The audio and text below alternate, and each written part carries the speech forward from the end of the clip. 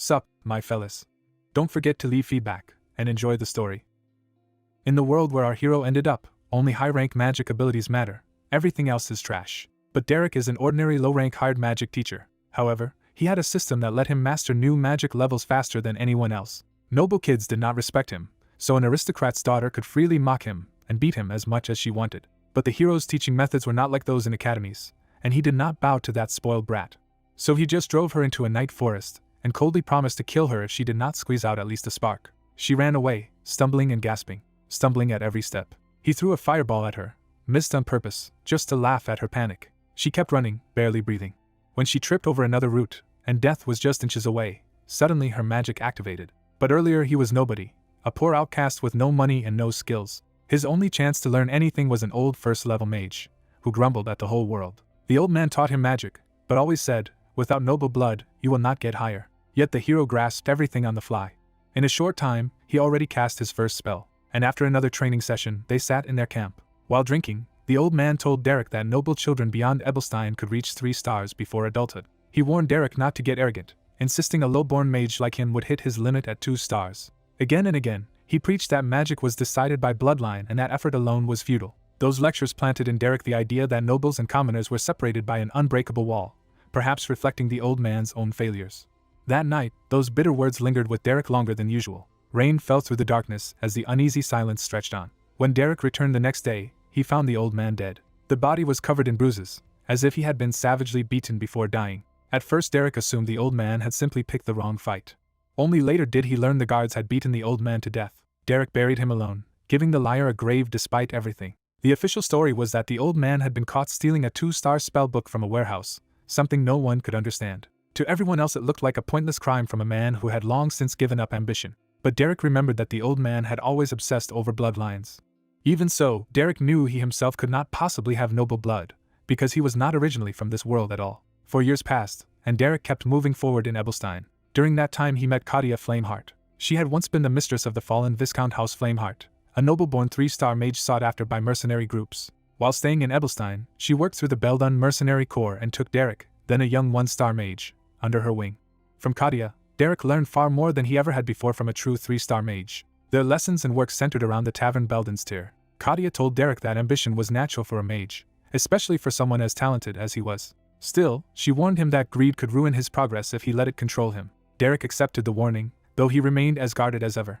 Katia then guided him into deeper training, telling him to shut out distractions and feel his mana directly. She taught him to sense where mana was born, understand its flow, and use it to make imagined effects real. As Derek followed her instructions, his mana reacted violently enough to shake the building. Watching him, Katia concluded that he possessed unusually large innate mana and remarkably stable control. Derek himself felt something changing inside him as the mana settled into a new level. Katia immediately realized he had just broken through. The disturbance drew alarm from the tavern and the street outside. People panicked, thinking some kind of attack or explosion had struck nearby. As the commotion spread, Derek instinctively prepared to respond. Katia stopped him before he could move. She quietly ordered him to stay silent and follow her lead. Outside, the others searched for the source of the noise while Katia steered Derek away from attention. She led him through a back route, keeping him hidden from the crowd. Derek followed, confused by her urgency. Once they were alone, Katia told him to listen carefully because what came next mattered. He braced himself, sensing this was more than a simple warning. Katia explained that nobles guarded their privileges fiercely, and magic was the greatest privilege of all. She told him that among nobles, natural magical strength was praised, but among commoners the same gift could become dangerous. A commoner reaching 3 stars was already rare, she said, and what Derek had just done was even more alarming because he had used a 2-star spell before his coming of age. She identified the spell as the 2-star delusion spell Auditory Hallucination, marking Derek's rise to a 2-star mage at only 14.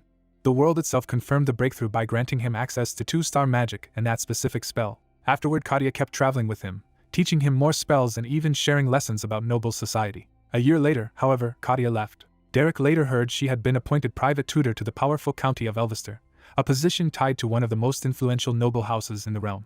For Katia, accepting that offer was the only sensible choice. Becoming the magic teacher of a noble that powerful was a life-changing opportunity. Before leaving, she gave Derek a 2-star spellbook, and it greatly expanded the range of magic he could learn. Left on his own again, Derek studied the book relentlessly. Another year passed, and through self-study he mastered 2 more 2-star spells. By 16, he had no intention of stopping his climb. Back at Beldenstier, a new opportunity arrived. Jaden, the mercenary captain, told Derek they had finally received a proper request. The request came from House Duplain of the Grand Duchy, a name so prestigious that Jaden could barely contain his excitement. Derek immediately questioned why a house that powerful would hire people like them at all. Jaden brushed the concern aside, dazzled by the wealth and influence attached to the Duplain name. He argued that even one successful job could open future connections with the Grand Duchy. Derek asked for the actual task instead of the dream attached to it. Jaden claimed it was simple monster suppression on the edge of the Grand Duke's territory, and insisted nobles would not lie about such a request. Derek remained suspicious, because a family that large should not need a small mercenary corps for something so trivial. Trusting his instincts, he refused the job and told Jaden to find someone else. He made clear that he did not take work that smelled wrong. Jaden protested that mages were scarce in mercenary groups, and that Derek was the only one available for the request. Derek still argued that needing a mage for a few monsters made no sense, and that he wanted no part in unnecessary trouble. As he tried to leave, Jaden stopped him with one last offer. The advance alone was 1 gold coin. That amount gave Derek pause despite himself. At that moment the supposed clients were revealed. The dispatch officer and maid were clearly people of much higher station than they had claimed. The hooded young woman with them also carried herself like someone far above a servant. Jaden tried to force Derek into proper courtesy, but Derek flatly refused to bow. The older man looked down on him as an untested child and mocked the idea of sending someone so young on the job. Jaden hurried to defend Derek, insisting he was the best mage he knew. The noble man dismissed that defense and prepared to leave, unwilling to trust the task to a mere boy. The maid quietly intervened, stopping him from ending the meeting outright. Her intervention shifted the mood, and all 3 clients watched Derek more carefully. The hooded young woman then addressed Derek directly and asked to speak with him. The scene shifts to the Grand Duchy of Duplain, where the truth behind the request begins to unfold. In battle, Derek cut down goblins with ruthless efficiency. His focus in combat was cold and absolute. He killed 1 goblin in a single decisive strike. Another tried to attack from behind, only to be met just as quickly. Derek cut that one down as well before it could touch him. Soon the goblins were the ones fearing him. He finished the rest with magic, wiping out the group almost instantly. After the slaughter, he calmly reported that the job was complete. The disguised noble trio could only react with surprise at how effortlessly he had done it. The hooded young woman, in particular, took a strong interest in him after seeing his strength firsthand. That night, back at the tavern, the aftermath of the job stirred new conflict. A blonde woman named Pelline accused Derek of becoming a noble's dog for taking their work. She insisted that no matter how poor commoners were, they should never submit themselves to nobles. Then she demanded to know how much money could possibly make him abandon that pride. When Jaden answered that the advance had been 1 gold coin, she was stunned. Jaden could not hide his satisfaction at the reaction. Pelline's outrage instantly turned into greedy amazement. She immediately begged for the same chance, turning the argument into a joke. Once the noise died down, someone asked Derek how the request had actually gone. He downplayed the fight itself as nothing special, but said the clients had lied from the start. He explained that all 3 of them had been pretending to be lower-ranking servants than they really were. Jaden asked how Derek could be so sure. Derek pointed out that the supposed dispatch officer lacked the youth, stamina, and sociability he himself had claimed to be seeking, and that the maid's hands were far too clean for rough labor. He had noticed those inconsistencies even during the job. He also singled out the so-called trainee inspector as another obvious false identity. Derek's suspicions had been sharp from the beginning. Jaden answered that mercenaries survive by doing the work and taking the money, not by prying into their clients' secrets. Derek reluctantly accepted that practical logic for now. He reflects that in the wild, survival and earning a living matter more than anything else. The next day, they were summoned to the Grand Duchy of Duplain itself. At the goblin site, Derek formally reported that the threat had been dealt with and would not return soon. Jaden tried to turn the successful result into a discussion of the remaining payment. Instead of haggling, the noble side casually produced even more gold. Jaden was thrilled by the sight of 2 gold coins, while Derek stayed focused on the real issue. The older nobleman then decided to drop the pretense. He openly praised Derek's ability and asked whether Derek would accept a new request. Jaden was still trying to keep up with the sudden change in tone. The new offer was worth 15 gold coins, a sum so large it stunned everyone. The noble asked plainly whether Derek would take it. Derek answered yes without hesitation. Soon after, a carriage carried them deeper into noble territory. They arrived at Duplain's residence, a place grand enough to make their own status feel painfully small. Even Jaden was awed by the scale of the Grand Duke's home. Before entering, the older man finally offered proper introductions and told them to speak freely, since they were no longer strangers. He revealed himself as Delan, the Grand Steward serving Grand Duke Duplain, and apologized for hiding his status earlier. Jaden was rattled by how high above them this man actually stood. The maid introduced herself as Katerina, the Grand Duke's head maid. Jaden hurried to offer respectful greetings now that he understood who they really were. Derek notes that his suspicions had been correct all along. The supposed dispatch officer was the Grand Steward, the maid was the head maid, and their true ranks were even higher than he had expected. A cloaked visitor arrives at the Duplain residence, drawing immediate attention. As the white-haired boy listens, he realizes the person seeking him out is someone important. The newcomer steps forward and formally presents herself. Her entrance carries enough weight to make the moment feel decisive. The boy studies her carefully, unsure what to expect. She introduces herself as Isline Eleanor Duplain, eldest daughter of House Duplain, and asks to hire him as magic tutor for her younger sister Daila. The offer shocks him, since tutoring a noble lady is far beyond what he imagined for himself. The story shifts to the Duplain residence, where the family's internal trouble is already boiling over. Inside the manor, tension hangs over the Grand Duke's office. Raig bursts in and demands that his father and Valerian pay attention to an urgent grievance. The Grand Duke rebukes Raig for barging in and orders him to behave with dignity. Raig refuses to calm down and insists the real disgrace is Daila, accusing her of abusing the servants he hired. The maid at the center of the complaint is left trembling and in tears. Valerian tries to contain the scene and reminds Raig that he is interrupting an important discussion with their father. Raig presses harder, saying servants keep quitting because Daila destroys things whenever she pleases. He accuses his father of protecting Daila no matter how violent and unruly she becomes. Valerian shouts at him to stop before he goes too far. He finally orders Raig to leave and end the outburst. Raig falls silent for a beat, but only to gather himself. He argues that if Daila is useless, the family should rely on Isline instead. Raig goes further and proposes abandoning Daila altogether. The Grand Duke coldly reminds him that such a decision is not his to make. Raig reveals he has already investigated sending Daila to a monastery, framing it as a cleaner solution than keeping her as a burden on the family. That suggestion crosses the line, and the Grand Duke violently slams Raig down. Raig is driven face first into the desk under his father's strength. The Grand Duke repeats that Raig has no authority over Daila's fate. Even pinned and bloodied, Raig warns that his father will eventually have to choose. The Grand Duke is left brooding over the threat. Back in the present, Isline arrives at the manor with the white-haired mercenary she recruited. She asks whether he has heard of her younger sister Daila, and he admits he only knows the name from the family registry. Isline confirms that Daila exists, but is largely hidden from public notice. Their arrival interrupts the heavy atmosphere inside the residence. Valerian notices Isline and comes to receive her, with Raig still nursing his injury nearby. Valerian greets Isline warmly, and asks how she has been faring in Ebelstein. She answers politely that she has been living comfortably thanks to the family's support. Seeing Raig injured, Valerian cuts the reunion short, and Isline accepts the delay without complaint. The mercenary quietly observes the brothers and the strained household dynamic. Valerian and Raig both turn guarded as they size up the outsider Isline brought with her. The boy's attention sharpens as he takes in the hostility around him. He also notices the frightened maid still shaken by what happened earlier. That glimpse tells him the family's problem is deeper than a simple tutoring request. Once seated before the Grand Duke, Isline resumes the formal purpose of her visit. She introduces the white-haired boy as the magic tutor she brought from Ebelstein and says he has agreed to take charge of Daila. The Grand Duke gives the arrangement a measured, skeptical look. Isline politely offers to withdraw if he is too busy to discuss it further. Instead, the Grand Duke stops the boy and orders him to remain behind. The boy silently accepts the summons. The room settles into a private interview. The Grand Duke reviews papers while considering the candidate. He remarks on how young the boy is and confirms that he is only 16. The boy answers plainly that he is. Asked about his magic, he admits he can only use a little one-star magic. That modest answer makes the Grand Duke laugh rather than dismiss him outright. He warns the boy not to hide behind false humility, because it can look less like virtue than evasion. The boy stays quiet, weighing the man in front of him. He realizes the Grand Duke is a 5-star mage, and that empty modesty will not fool him. So he apologizes for any disrespect, and the Grand Duke says he understands how great talent can distort a person's bearing. Still, the Grand Duke bluntly says the boy's age and appearance make him seem unsuited to be a noble girl's tutor. The boy answers honestly that he is a mercenary, not a polished scholar. The Grand Duke decides that because Isline chose him, he will allow him access to the annex where Daila lives.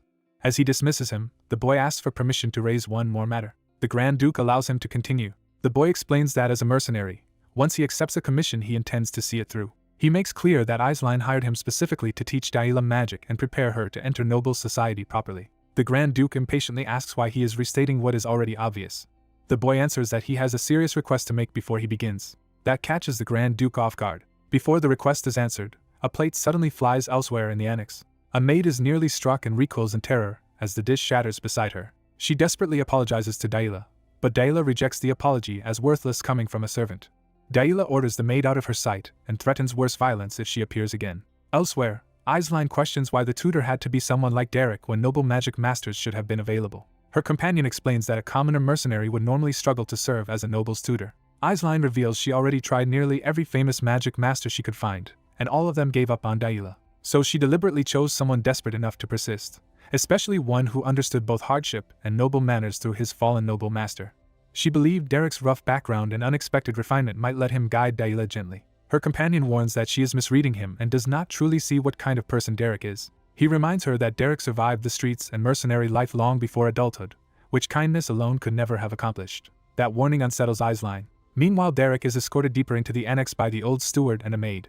He stops outside Daila's room and prepares himself before entering. His hand rises toward the door with deliberate restraint. He knocks and waits rather than barging in. When no answer comes, he remains patient. At last he opens the door. He steps inside and offers a cautious greeting. Introducing himself as Derek, he asks to be excused for intruding. Daila, the second daughter of House Duplain, tells him to come closer. He obeys and approaches her seat. A cruel smile forms before she makes her move. Without warning, she dumps filthy water over his head. Derek endures the drenching in silence. Daila mocks him, saying she mistook him for a sewer rat. She toys with the idea that he might not even be the mercenary she was told about, because he looks exactly like vermin to her. Then she climbs onto a chair to loom over him and intensify the humiliation. She literally places herself above him to assert dominance. Pouring the rest of the gutter water over him, she sneers that it suits his origins better than clean clothes ever could. Derek still refuses to react. Daila feigns disappointment that the torment ended only because she ran out of water. He remains composed, but his patience is clearly thinning. His lack of submission unsettles Daila for the first time. Enraged that he dares meet her eyes, she lashes out physically. Her kick knocks him down onto the wet floor. Even after that, she only complains that he smells foul. She covers her nose and treats him as something beneath human dignity. From the floor, Derek's expression hardens into resolve. Daila braces herself on the chair, still convinced she controls the encounter. She lectures him to know his place and mocks the idea that someone like him could ever teach her anything. At the same time, the Grand Duke's office sits under the weight of the decision Derek forced him to consider. The Grand Duke stands alone, thinking through the consequences. He recognizes that ordinary methods will never solve Daila's case. Remembering Derek's words, he accepts that the very fact a tutor like Derek is needed proves Daila's problem is severe, and he must decide how much power to give him. Derek's request was for full authority over Daila's education, not just nominal permission to teach. The Grand Duke understood exactly what that would mean. Back in the room, Daila's confidence wavers as Derek finally moves. He rises over her, no longer passive, and the balance of power abruptly shifts. Standing above her now, he prepares to enforce the boundaries she refused to recognize. Daila is stunned that the prey she was tormenting has become threatening. Derek orders her to stand up. The story flashes back 3 years, to when Derek first sought guidance on how to handle a student like this. As a younger boy traveling with his teacher, Derek asks how one should teach a stubborn student who rejects kindness. His teacher first answers with idealism, saying he would try to understand and embrace such a student. Derek challenges that answer and asks what to do when even that fails. The teacher explains that teaching is about leading someone toward a better path, and when understanding fails, one must find another starting point. That starting point, he says, is fear. The harsh lesson leaves a deep impression on Derek. Returning to the present, Derek repeats the rule Daila violated and orders her again to get up and treat others with respect. Daila rises from the floor, but only to attack. She swings at him in fury rather than submit. She cannot accept that someone she despises would dare strike back or discipline her. Derek answers her violence with a slap that cuts off her outrage. He tells her plainly that he will not repeat himself and that from now on she will deal with others respectfully. Daila can only stare, shocked that anyone has ever imposed consequences on her. She immediately tries to reclaim control by screaming for the Grand Steward and accusing Derek of assaulting a noble lady. The old steward rushes in with maids, alarmed by the commotion. He starts to condemn Derek for touching Daila and warns of the Grand Duke's wrath. Derek calmly produces the written order he secured beforehand. The document states that the Grand Duke granted him full authority over every aspect of Daila's education and allowed him to use whatever methods he judged necessary. The steward is shaken when he verifies the order. Daila is left staring at proof that her father truly empowered Derek over her. Night falls over the Duplain residence as the consequences of that decision spread through the house. Valerian charges toward the annex in a rage, with Raig trying to stop him from making things worse. He bursts in and confronts the mercenary directly. Derek meets the furious noble without flinching. Valerian grabs him and demands to know how he dared strike Daila, while Raig urges him to calm down and talk first. Derek answers that he only did what the Grand Duke explicitly permitted him to do. Raig backs him up, warning Valerian that attacking Isline's guests would only damage Isline's standing, especially since their father approved it. Valerian finally reins himself in, orders Derek to come with him, and tells Raig to stay out of it. Once they are alone, Raig admits he heard everything and even agrees that Daila may need to be beaten into sense, assuring Derek that Valerian will not go too far. Derek turns at that remark, taking in just how twisted the Duplain family's idea of solving Daila has become. As the commander leads the white-haired boy away, someone watching from behind scoffs that protecting Daila is pointless. Inside the dim room, a young blonde girl startles awake as light cuts across her face. The commander opens the preserved room and invites the girl and the boy inside. He explains that this was Daila's room in the main house, left untouched since she was driven out. The boy studies one of Daila's unfinished landscape paintings. The commander recalls that Daila loved drawing and used to shyly seek his praise, remembering her with tenderness. He adds that she never completed her paintings, usually leaving blank spaces and only painting what she liked. After apologizing for losing control earlier, he is told not to dwell on it. The boy asks why he was brought to this room at all. The commander says he wanted him to see that Daila was once a child who did not deserve hatred or abuse, even if she later became consumed by bloodline obsession. He admits that obsession eventually got her expelled from the main house and confined to the annex, and he still cannot understand what changed her. The boy decides they must stop her from being sent to the monastery, believing that if she can show even basic magical ability, he can sway her father. Desperate, the commander grabs him and begs him to save Daila. The boy halts as a new thought occurs to him. He realizes Daila never truly abandoned magic, because the theory books in her room are covered with her notes. When he confirms those books belong to the School of Regulations, the commander explains that nobles are taught through that system. The boy silently pieces together what that means. A forest painting catches his attention as the key to Daila's nature. He takes one of the annotated books, now convinced he has found a way forward. He agrees to try helping her. Night settles over the estate as the plan moves into action. Daila sleeps alone, unaware of what is coming. A bucket of cold water is dumped over her to jolt her awake. She bolts up in shock, drenched and furious. The white-haired boy bluntly mocks her for nearly sleeping through this. Still disoriented, she recognizes him and demands to know if he has lost his mind. Ignoring her outrage, he orders her to come with him because there is somewhere she needs to go. He drags her through the corridor despite her screams, while the maids can only watch in alarm. Under the full moon, the night outside feels ominously open. He hauls her away from the mansion and into the grounds, forcing her farther from safety. When she resists, he knocks her down hard enough to make her cry out. She rages that this changes nothing and rejects any right he thinks he has to lecture her. He cuts through her protests and asks if she wants to hear an interesting fact. With a cold smile, he reveals that he never intended to tutor her at all and only wanted an excuse to beat arrogant nobles. His confession leaves her stunned. He presses the point, claiming no one born low has any reason to like nobles and that the tutoring was just a pretext. He singles her out as exactly the kind of noble he wants to punish. Drawing his sword, he savors the thought of noble screams. Daila tries to threaten him with the consequences of attacking her. He dismisses the threat, saying she is headed to a monastery anyway and no one would trust her word. He goes further, saying that if things go badly he can pay with his life, because a commoner's life is worth little in this world. He even treats escape or death as trivial if it means removing a burden from the Duplain family. Daila realizes with horror that if he catches her now, she will truly die. She bolts into the forest, deciding the open grounds would only let him catch her faster. As she runs, she resolves to lose him among the trees she knows well.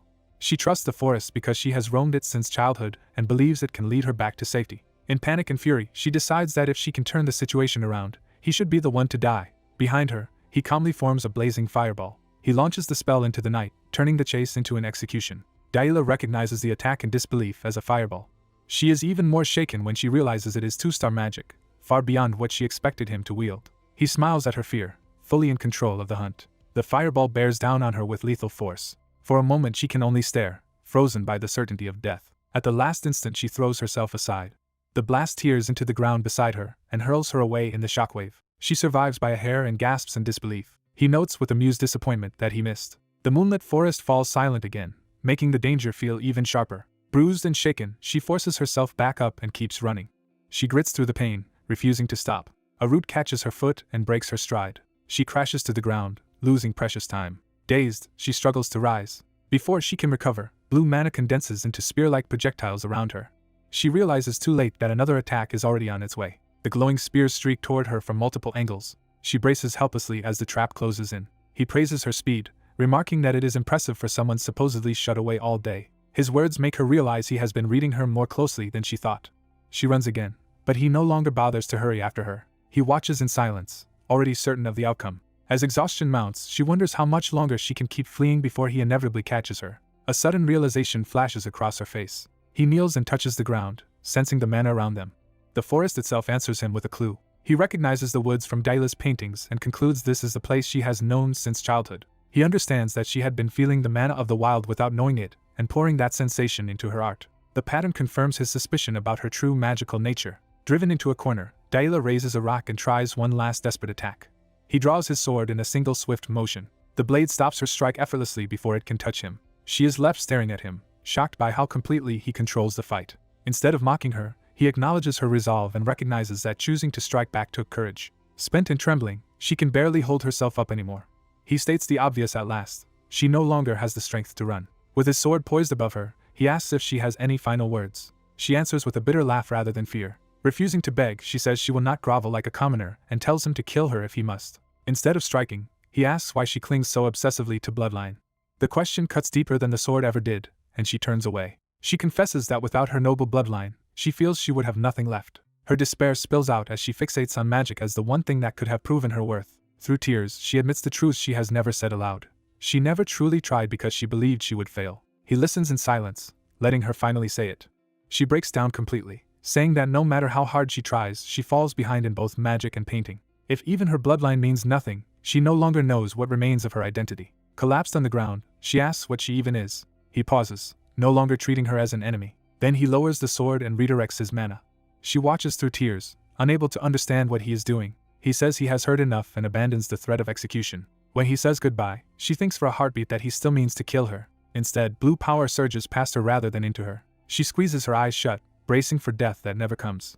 When she opens them again, confusion replaces terror. A wall of ice has risen around her, stopping the sword and danger alike. She looks up in astonishment as the frozen barrier glitters under the moon. The boy stands outside the ring of ice, having turned the attack into protection. Daila stares at her glowing hands and realizes she has just manifested mana herself.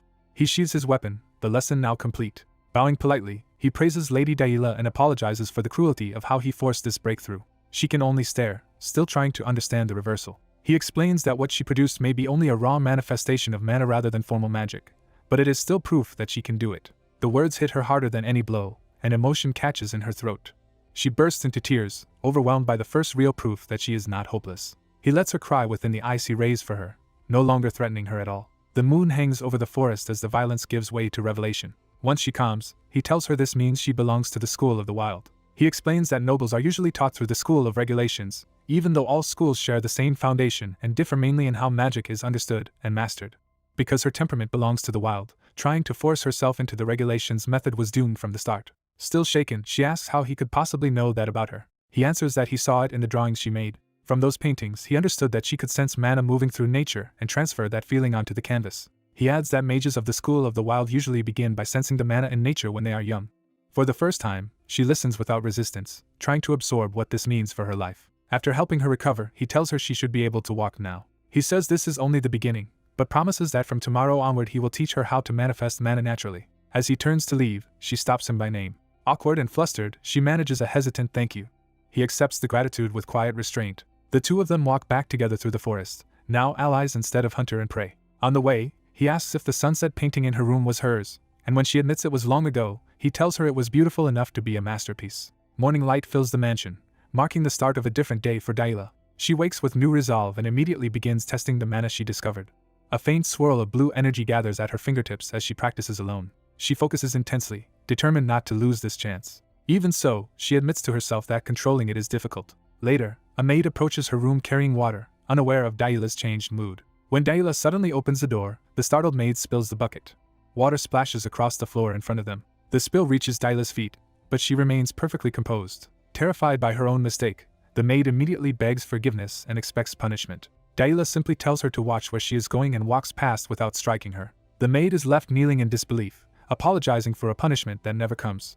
Daila leaves with calm authority instead of cruelty. The maid can barely process that Daila walked away without hurting her. As the other maids gather around, they realize something changed in Daila after last night, though none of them know what. Elsewhere, Derek sleeps peacefully after the night's ordeal. His rest ends when someone urgently calls his name, pulling him back into the next turn of the story. A white-haired young man is roused and asks what someone wants from him. Outside, Lady Daila bluntly demands that he teach her to control the mana she has finally manifested, ignoring the butler's objections. The head butler is stunned that Daila has manifested magic at all. Daila presses the issue, reminding him she was promised instruction today and insisting he stop delaying. The butler tries to put her off until the afternoon, but the closed door only hardens her mood. As the butler privately celebrates her breakthrough, Daila openly shows her impatience. She pounds on the door and orders the man inside to teach her immediately, treating refusal as an insult.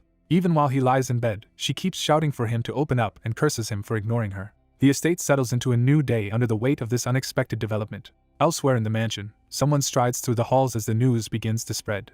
The servants whisper that Daila has suddenly stopped lashing out over small mistakes, which already feels like a miracle. The rumor grows more startling when they add that she has also manifested magic. A young noble overhears the gossip and stops in his tracks. Raig demands the servants repeat what they just said about Daila. The family patriarch pauses his work as the matter is brought before him.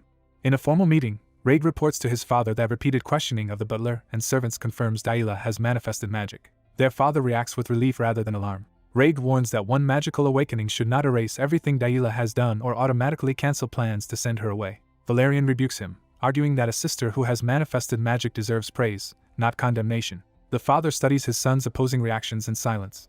Raig doubles down, insisting Daila's long record of trouble outweighs such a small result and that the convent plan should stand. Their father weighs the matter carefully instead of answering at once. The scene shifts as the family's decision gives way to Daila's own training. Daila sits alone in a sulk, hugging her knees and stewing over what she has heard. Her white-haired teacher, Derek, finds her and dryly asks whether she is sulking. Daila refuses that label and insists what she feels is anger. Derek tells her that acting spiteful will not change the situation. She snaps back that this is not spite but genuine anger. Derek dismisses her pouting and reminds her that the world has an order she cannot overturn by sulking. Daila explodes, furiously correcting him again and demanding he stop calling it pouting. Derek meets her outburst with flat, unimpressed silence. She grudgingly gives up the argument and half accepts his wording, confused by his lack of reaction. Derek calmly settles in to begin the lesson on his own terms. He warns her that newly manifested magic can backfire if used carelessly and speaks from personal experience. When he says she has rested enough and now needs to study, Daila mocks him as a stiff and boring magic teacher. Derek answers with a chilling suggestion that he could teach her in a far less stuffy way if she prefers. The threat conjures an image of ruthless battlefield magic, and Daila immediately understands he is not joking. She hastily withdraws the complaint and decides not to push him further. Derek begins properly, explaining that they will first practice magic manifestation so she can eventually learn one-star spells. He introduces the School of the Wild as a freer path of study, contrasting it with the more rigid School of Regulations. He adds that Daila's temperament actually suits the School of the Wild, leaving her baffled by what he means. Derek explains that her free-spirited nature fits that school well and that her Duplain blood gives her abundant talent. For perhaps the first time, Daila truly listens to praise about herself. She asks in disbelief whether he is really saying she is talented. Derek confirms it, pointing out that manifesting and instantly producing an ice wall is proof of exceptional ability, which makes her wonder if she is a genius.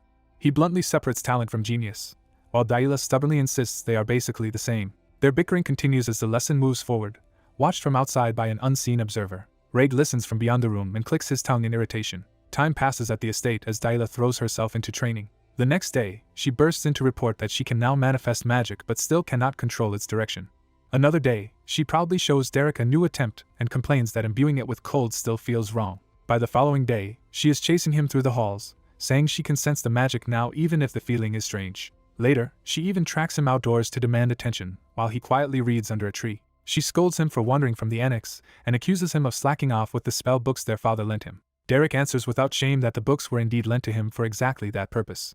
Daila drags him back anyway, insisting she has finally managed to let the magic flow out properly, and wants him to verify it at once. Meanwhile, Valerian waits alone in a grand room, preparing for a private conversation. A door opens to admit the person he summoned. Valerian welcomes Derek in and invites him to sit so they can talk. He asks Derek how Daila has been doing lately. Derek reports that she has made real progress, though mastering one-star magic will still take more time. Valerian accepts that assessment, and warns that his mother will return next week. He cautions Derek in advance that she is not someone to underestimate, especially because nobles resent commoners holding important positions. Derek acknowledges the warning and asks if that is the real reason he was called. Valerian hesitates, choosing his words carefully.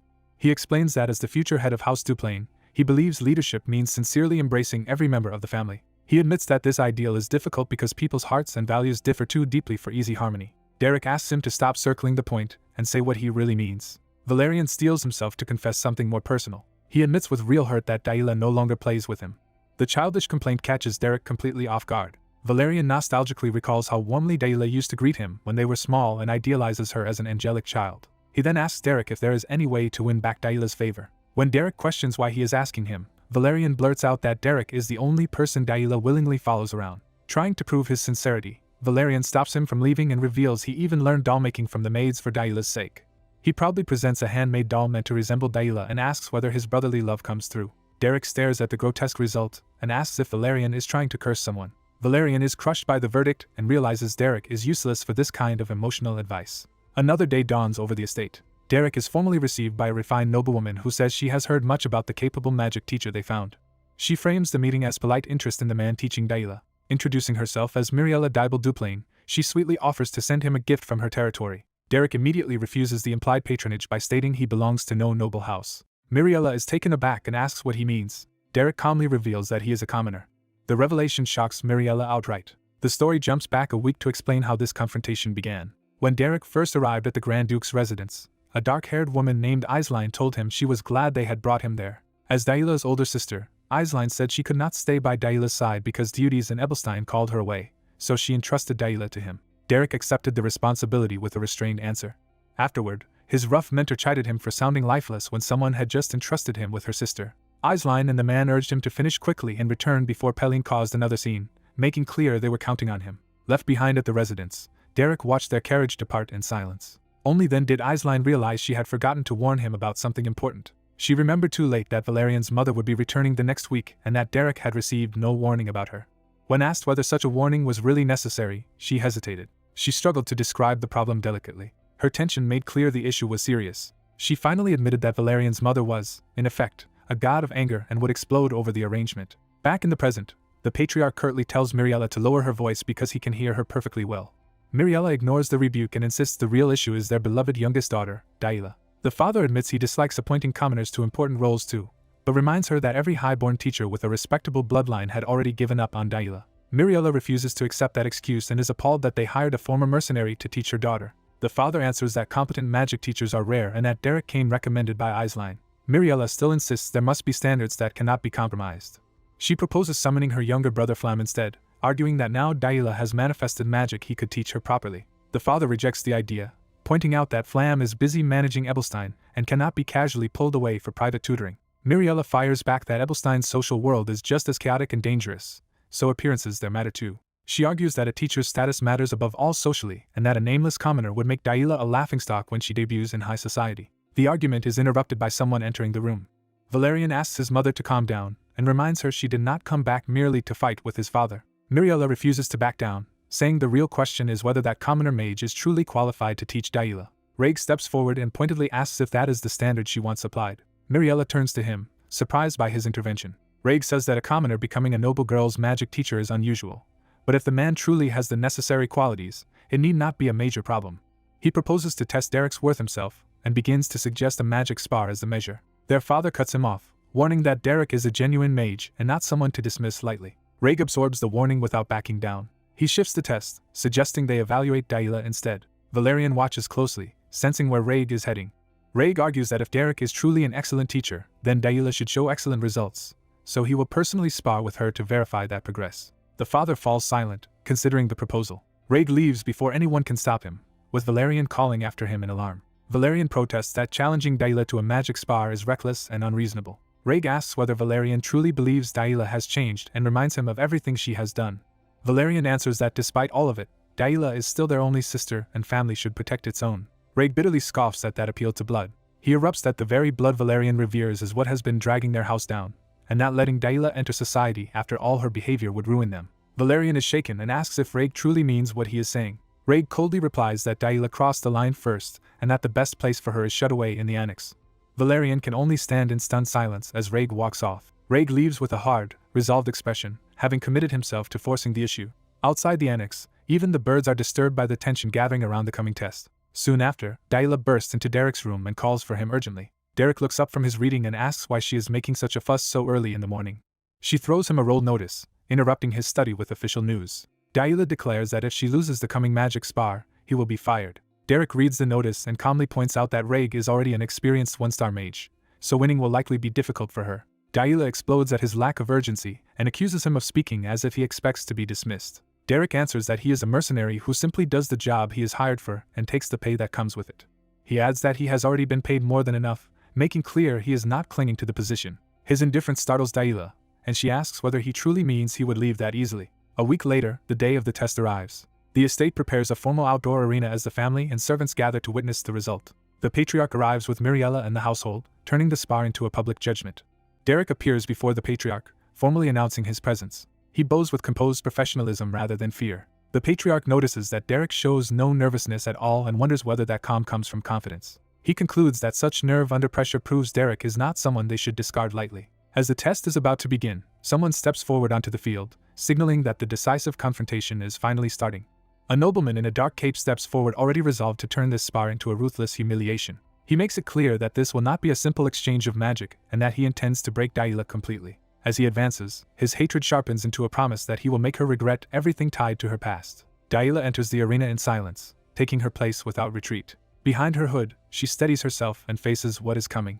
Her thoughts return to Derek, and she challenges whether he truly meant that results mattered more to him than anything else. He had answered that her magical growth was finally moving properly and that even if she could not yet use one-star magic, she would soon reach it. He explained that her progress came from being born with Duplain blood, which only deepened her confusion about why he was saying this now. Derek reminded her that the School of the Wild values self-study over inherited teachings. That answer only upset her more, because it sounded like he was preparing her for separation.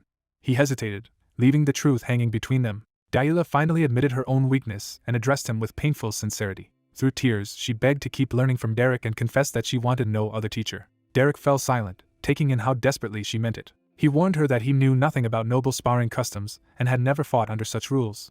What he could teach her, he said, was how to win a real fight, and he asked whether victory was what she truly wanted. Dahlia remembered the years of contempt that had defined her life, when people mocked her lack of magic and treated her as a stain on Duplain. The insults had gone beyond her, turning her existence into proof that even her family could be dragged down by her weakness. Those memories hardened her resolve, and she asked Derek to make her win. So when she came to this duel, she did not stand there as Raig's little sister.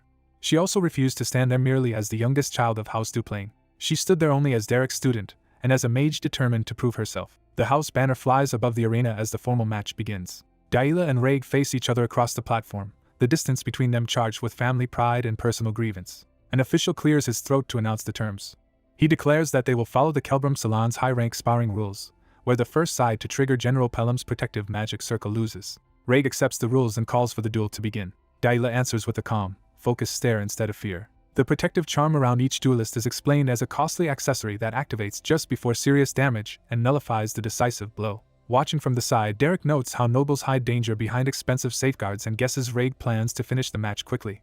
Raig immediately launches into incantations and gathers green mana into a fast-moving attack. Dahlia does not panic as the first spell closes in. She raises her hand and answers with raw control rather than a formal spell. Raig continues chanting while inwardly dismissing her as someone who belongs back in confinement. He sends a sweeping strike across the arena, expecting to overwhelm her before she can react.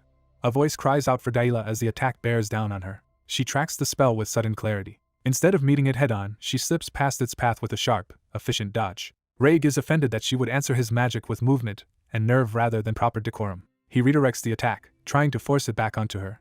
The curved spell chases her through the air as he tries to make accuracy substitute for skill. Dahlia studies the attack even while evading it. Derek realizes Raig can cast one-star magic easily but fights like a novice, wasting mana by forcing the spell's trajectory. Dahlia answers by raising a wall of ice directly into the attack's path. The ice barrier surges up around her, turning defense into terrain. Raig scoffs that she is not even using star-ranked magic, only brute magical manifestation, and assumes it cannot truly stop him. To crush her resistance, he creates multiple green projectiles at once. He decides to overwhelm her with sheer firepower and dares her to block everything. From behind the ice, Dahlia watches him prepare a barrage instead of retreating. Derek's lessons echo back to her that mercenaries do not worship fairness, only victory. He had warned that this kind of fight would look ugly by noble standards and might draw criticism even if she won. But he also told her that a winning ending could still be created if she accepted that reality. Dahlia had accepted that without hesitation. Now she steadies herself and commits fully to that path. She runs through the shattered field as Raig's attacks rain down around her. Derek's teaching returns again. The fighters who win despite weaker strength are the ones who turn the battlefield itself into a weapon. They do not duel politely. They fight to control every advantage. Raig braces himself, trying to keep his casting rhythm while the terrain grows hostile. Dahlia slams power into the platform and uses the structure itself as part of her attack. She embraces the mercenary principle of using any available method to seize victory. She waits for the instant his guard drops during incantation and strikes at that opening instead of his pride. Her ice tears through the platform from below, shattering the ground under him. Dahlia pushes through the debris, refusing to let the chance slip away. Raig thinks the match is finished and assumes she has already been beaten. Dahlia realizes he still has not understood where the real threat is coming from. Another attack sweeps over the broken platform while she remains just outside its reach. The arena erupts in dust and splintered wood, hiding her movement. Derek watches without alarm, as if he expected her to reach exactly this point. From the stands, her mother panics and calls out Dahlia's name. She begs for the spar to be stopped, convinced Dahlia has been hurt. But the family patriarch orders her to sit and insists the duel is not over. When she protests that Dahlia was clearly hit, he points out that the protective circle never activated, meaning no decisive blow landed. That answer leaves him watching more carefully. Derek remains seated, following the battle in silence. He notes that Raig never even flinched, which means he had already anticipated Dahlia's growth to some extent.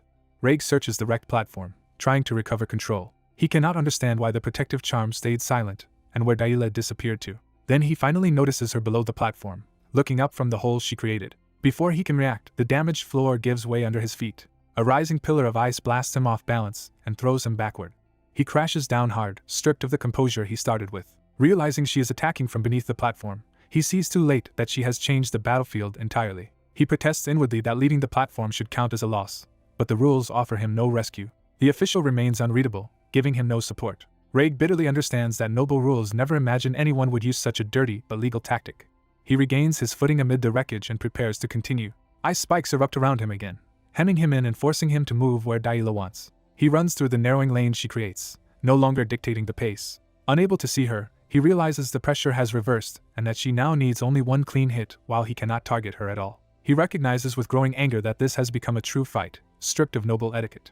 He calls for Daila, trying to draw her out. She answers only by staring up at him from the darkness below, calm and relentless. Her eyes burn with the same cold resolve that once belonged to Derek. Raig suddenly recognizes that expression and remembers seeing it on Derek when threatened before. That realization unsettles him more than the ice itself. He concludes that Daila could never have devised this alone and blames Derek for turning her into this kind of opponent. Deciding to stop playing by appearances, he strips away his cape to move freely. The discarded cloak falls between the ice pillars as he prepares a harsher response. He resolves to answer her scheme with one of his own. Standing amid the shattered arena, he gathers himself for a desperate counter. From above, Daila's mother is horrified to realize her daughter has gone down into the broken space beneath the platform. She begs again for the fight to end, but the patriarch refuses because the rules still technically hold. Even he begins to think more carefully about what he is seeing. Below the platform, Daila crouches among broken beams and ice, listening rather than rushing blindly. She focuses and begins to read the battle through sensation instead of sight. She identifies the flow of mana moving above her. At the same time, Raig starts another spell and suddenly senses that she is tracking him through his mana. He stumbles as the unstable footing and her pressure disrupt his casting. He realizes she is timing every attack for the moment he begins an incantation and panics at the thought of losing that way. His fear sharpens into a reckless decision. He looks up and notices the tall flagpole anchored into the ruined platform. Daila senses the mana flow stop and immediately understands that he is changing tactics. She decides that whatever he tries next, she must strike the instant he starts another cast. The official addresses Raig uneasily as the young noble moves beyond normal sparring conduct. Raig climbs the flagpole to gain height and distance, escaping the blind zone Daila created.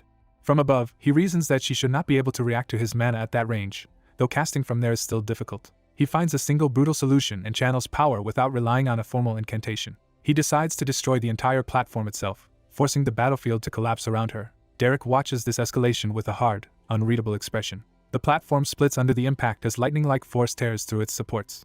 The flagpole itself snaps loose in the destruction. Raig is thrown from his perch as the structure gives way beneath him. The whole arena erupts in a massive cloud of debris and dust. From the stands, Daila's mother cries out in terror for Raig as well now that the destruction threatens everyone involved. Raig lands hard but manages to survive the collapse. Bruised and breathing hard, he tries to recover his bearings through the dust. A shadow suddenly rushes through the smoke toward him. He reacts instantly and forms a magic arrow at close range, aiming to finish her before she can reach him. The arrow shoots forward in a straight killing line. Daila sees it too late to avoid cleanly. She twists her body and throws up her arm, taking the hit through sheer will. The magic tears into her hand and arm, freezing and damaging them as she forces the attack off course. Pain flashes across her face, but she does not stop. The deflected arrow spins away instead of piercing her through. It passes behind her as she keeps charging straight at him. Even wounded, she closes the remaining distance before he can reset. Raig thinks he still has the advantage at close range and needs only one more arrow to end it. Daila answers that thought with a brutal physical strike, driving her boot into his chest. The impact shocks them both, but it is Raig who is left gasping beneath her. He collapses to one knee, clutching his chest as the breath is knocked out of him. Desperate, he grabs a handful of dirt from the ruined ground. Daila sees the motion and swings through with everything she has left. Raig flings sand into her face, blinding her for an instant and buying himself space. She recoils upward through the broken ceiling while he shields his eyes and snarls at her persistence. He realizes she has exhausted her mana and is now relying on kicks, dirt, and raw desperation just to keep a chance at winning. At last he acknowledges her resolve and reframes the duel as a test of her worth rather than a simple punishment. He silently vows that if she is this determined, he must answer her with equal seriousness as her brother. For a moment the bright sky hangs over the ruined arena like a pause before the next exchange. When the dust settles, Daila stands again facing Raig, both battered and still in the fight. Holding her injured head and glaring forward, Daila refuses to yield despite the pain and the ruin around her. A wounded blonde girl in red steadies herself as blood runs down her face, setting a tense and painful mood. Her teacher begins explaining magic through a simple metaphor, asking her to think of it as painting. He reframes spellcasting as shaping mana with intent, like using a brush to move paint. The lesson continues. A mage gathers loose mana and arranges it into a complete form. Under the night sky, the white-haired teacher demonstrates that principle directly for her. He names the result plainly, making her realize that this act of shaping mana is what magic truly is. The idea hits Dahlia with sudden clarity and awe. As she watches the glowing trail in the sky, the abstract lesson becomes something she can finally grasp. Remembering her battered state, she turns inward and focuses despite the pain and humiliation she has endured. She begins repeating the lesson to herself, accepting that spells are only tools for directing mana. Following that understanding, she lets mana gather around her body and hands. She senses mana at her fingertips and decides to draw with it herself. Her hesitation hardens into conviction as she fully understands what magic requires. That realization manifests into a real spell, and an ice spear forms beside her. An older onlooker is stunned by what he is seeing. Daila's mother recognizes the feat at once and realizes her daughter has just used one-star magic. Her opponent, Raig, is shaken but immediately identifies the spell and accepts that Daila has caught up to him. Daila holds her new magic with surprising composure, no longer looking like a helpless novice. Raig refuses to yield and prepares his own attack first. He convinces himself that even if Daila has reached the same rank, he still has the advantage in speed and experience. Betting everything on striking first, he commits to an all-out attack. Daila answers by directing her spear with calm focus instead of panic. Raig launches his magic forward, trying to overwhelm her before she can respond. The two attacks race toward collision. A violent impact tears through the training ground. Daila's mother cries out, fearing the worst for her daughter. When the dust clears, a protective barrier is visible at the center of the blast. The barrier absorbs the force and keeps the attack from reaching Daila. Raig realizes what happened as he catches his breath in the cold aftermath. Daila also understands that something protected her at the crucial moment. Her teacher watches in silence, calm and unreadable. The story shifts back to the beginning of this relationship, 1 year earlier. At the Duplain estate, ordinary life continues quietly before the conflict that will follow. A letter arrives at the estate concerning an upcoming social gathering. The household head is informed and asked how he wants the matter handled. He notices Daila isolated and withdrawn in another room. She sits alone, tense and guarded, already carrying the weight of her circumstances. Her father studies her in silence, measuring her state rather than comforting her. The memory returns to her injured face, linking that lonely girl to the present ordeal. Back in the duel, the barrier still stands around Daila while the attack rages outside it.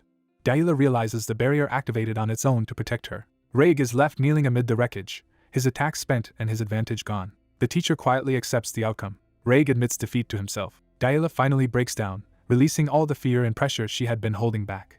From above, her father observes the ruined field and the result of the match. Her mother reacts with disgust, insisting that what Daila used cannot be considered proper noble magic. Daila stands crying and hurt, while being judged instead of comforted. Her father questions how a mere tutor could have taught something so improper to a Duplain daughter. A memory surfaces of Raymond Oswald Duplain presenting himself proudly as a noble warrior before a superior. He was once told that he resembled his father, and carried the same ambition. He accepted that praise eagerly, revealing how deeply ambition defines him. In the present, Daila wipes at her tears and tries to regain control. Her father notes that the look in her eyes has changed, seeing growth where others only saw disgrace. The servants rush to Daila in concern as she struggles to stand. They urge her to get treatment immediately, but Daila resists being led away. Instead, she turns back toward Raig, unwilling to leave the result unresolved. Raig awkwardly faces her, unsure how to respond now that he has lost. He offers clumsy praise, embarrassed but sincere. The maids try again to escort Daila away while Raig lingers in the background, still flustered. Daila ignores them and keeps moving with a fixed purpose. She goes straight to her teacher rather than to safety or treatment. He waits for her without interrupting, letting her speak first. Daila lowers her head, ashamed and overwhelmed. She struggles to force the words out through tears. At last she confesses that she lost. She apologizes as if she has failed him personally. He listens without judgment. Then he moves closer and gently reassures her. He tells her that losing is acceptable. More importantly, he urges her to use this frustration as fuel to grow stronger. His words catch her off guard because they offer encouragement instead of blame. The relief breaks her composure, and she cries openly in front of him. The servants watch anxiously as Daila clings to that small kindness. Her mother approaches after seeing this exchange. She calls for Daila sharply, reclaiming authority over the situation. Yet when she reaches her daughter, her tone softens into grief and concern for what Daila has suffered. She embraces Daila and tells her to stop enduring it alone and get treated first. Daila accepts that comfort at last. As the maids lead Daila away, her mother watches with tears in her eyes. She is left shaken and conflicted by what has happened. The teacher turns to leave quietly, expecting no further place in the family's affairs. But Daila's mother stops instead of following her daughter. He notices her hesitation and waits. She suddenly unleashes her anger on him, accusing him of corrupting Daila with vulgar tricks. He remains composed even as she closes in on him. She insists he taught Daila something dirty and unworthy of a noble lady. He does not flinch under the attack. She argues that someone of his station cannot understand the dignity nobles must protect. Trying to justify herself, she appeals to her husband and claims Daila was taught something shameful rather than magical. But her certainty falters when she senses the room turning against her. Her husband rebukes her, pointing out that her public outburst is the truly vulgar behavior. She cannot understand why he would defend a commoner over noble pride. He answers that the teacher may be a commoner, but he is still their daughter's teacher. By framing the issue that way, he exposes how disgraceful her treatment of him has been. He asks the teacher to forgive her, excusing it as a parent's distorted way of loving a child. The teacher stays silent, weighing the situation. He accepts the apology, and is then invited to a private audience. The father leads him away while the mother is left stunned by how events have turned. She remains rattled, unable to reconcile her outrage with her husband's decision. In the audience room, the father begins by praising how well Daila has been raised and taught. He presents himself as a generous lord ready to reward that success. Then he reveals the bait he prepared specifically for the teacher: access to 3-star magic. The offer lands exactly where he intended. The teacher immediately recognizes the danger of dealing with a 5-star mage and Grand Duke who understands people too well. Even so, he decides that an opportunity like this cannot be ignored. The father acknowledges the teacher's skill but says 1-star instruction alone is not enough for Daila to survive noble society. The teacher argues that now that Daila has found the feel for magic, many others could guide her further. The father rejects that idea, saying Daila does not merely need instruction but a true teacher. He punctuates the point with deliberate calm, keeping the teacher under pressure. Then he names the teacher's hidden ambition outright, saying a commoner like him is not even supposed to dream so high. He makes clear that he knows exactly how insulting noble limits must feel to someone with that hunger. He also shows that he understands the teacher aims beyond 3-star magic, toward far greater heights. That insight makes the father even more dangerous, because he is not merely powerful but perceptive. He concludes that a man with such ambition is already preparing to leave this estate eventually. The teacher admits it, but the father still asks him to remain and teach Daila a little longer. The teacher keeps hearing the temptation repeated in his mind: the highest realm a commoner is allowed to touch. The father presses the offer once more, forcing a decision. This time the teacher openly accepts, driven by his desire for higher magic. Soon after, a door opens onto a hidden library prepared for him. He is brought into a private archive filled with rare spellbooks. He immediately begins searching through the collection with focused hunger. The books contain advanced magical formulas and diagrams far beyond what he has had access to before. He is momentarily speechless at the scale of what has been placed before him. Then he quietly admits how extraordinary the reward is. He realizes this room is filled entirely with 3-star spellbooks, treasures many mages would never obtain even once in a lifetime. Holding one of them, he understands just how much the Grand Duke is investing in him. That reward gives him more than enough reason to remain at the estate for now. He also worries that another woman in his life, Pelling, would be furious if she learned he had chosen to stay. Time passes under a bright sky, easing the tension after the duel. Recovered and proud, Daila announces that she is now a 1-star mage. Her teacher dryly confirms that using 1-star magic won't disqualify her, at least technically. Daila is offended that he treats her breakthrough so casually and demands proper recognition. He reminds her that real mastery is difficult, while noting she has recovered well over the last 3 days. He also teases her for how hard she cried after the duel. Embarrassed, she loudly denies it and claims it was only dust in her eyes. She admits she had feared he would be thrown out because of what happened. Instead, he calmly resumes their lessons and tells her she is progressing fast enough to learn the rest of the 1-star spells soon. Daila immediately latches onto the word fast and demands an explanation. He explains that reaching 1-star magic so soon after her magic manifested is unusually rapid growth. Excited, she starts listing flashy spells she wants to learn next, from magic arrows to wind blades. She even dreams of mastering the ice spear that impressed her so much, but he cuts her off and redirects her training. When he says they will practice magic manifestation instead of more spells, she is baffled and disappointed. He explains that although there are many reasons, the most important thing is always the basics. Reducing it to fundamentals, he says it all comes down to mana, and she reluctantly agrees to follow his lead. Still pouting, she accepts his explanation while grumbling that she got excited for nothing. Her frustration lingers, but she remains attentive. Noticing him staring thoughtfully, she asks why he is looking at her that way. He answers that he is simply surprised to see her obey so readily, ending the scene on a teasing note as their lessons continue. Daila indignantly insists she has honored Derek's guidance from the very start. Derek quietly challenges that claim by recalling how things truly began. He reminds her that her first response to him was humiliating him with dirty water more than once. Embarrassed, Daila admits those insults were impossible for him to forget. He goes on to remember her as a reckless girl who laughed at everything and cared only about rushing off to magic practice. Even then, he had already seen her as wild and unruly. The memory gives way to a later night at the ducal estate.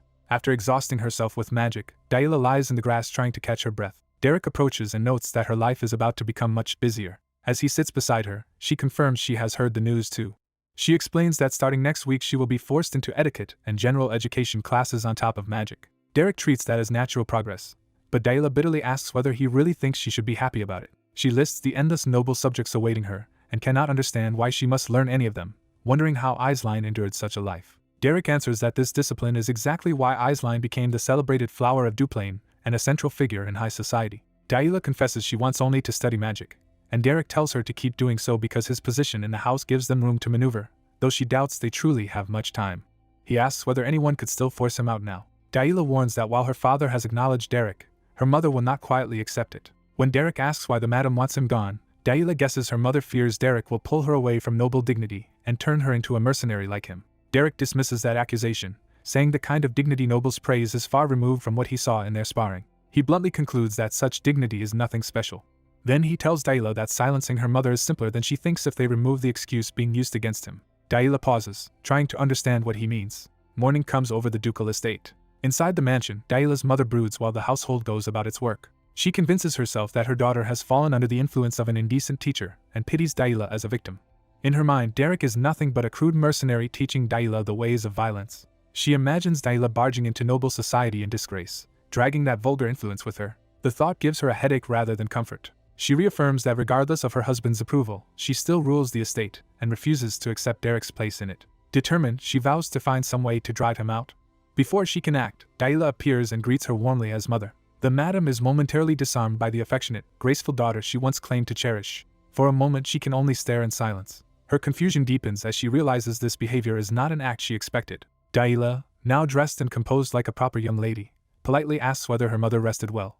The madam is visibly shaken by the sudden refinement. Daila apologizes for not visiting sooner because she had been recovering in the annex, says she wants to talk more later, and explains she must leave for a piano lesson. Caught off guard, her mother can only stammer out a reply. Daila adds that she has to go first because her general education schedule is already packed. Still trying to regain control, her mother asks whether etiquette lessons have even begun yet and points out they should not start until next week.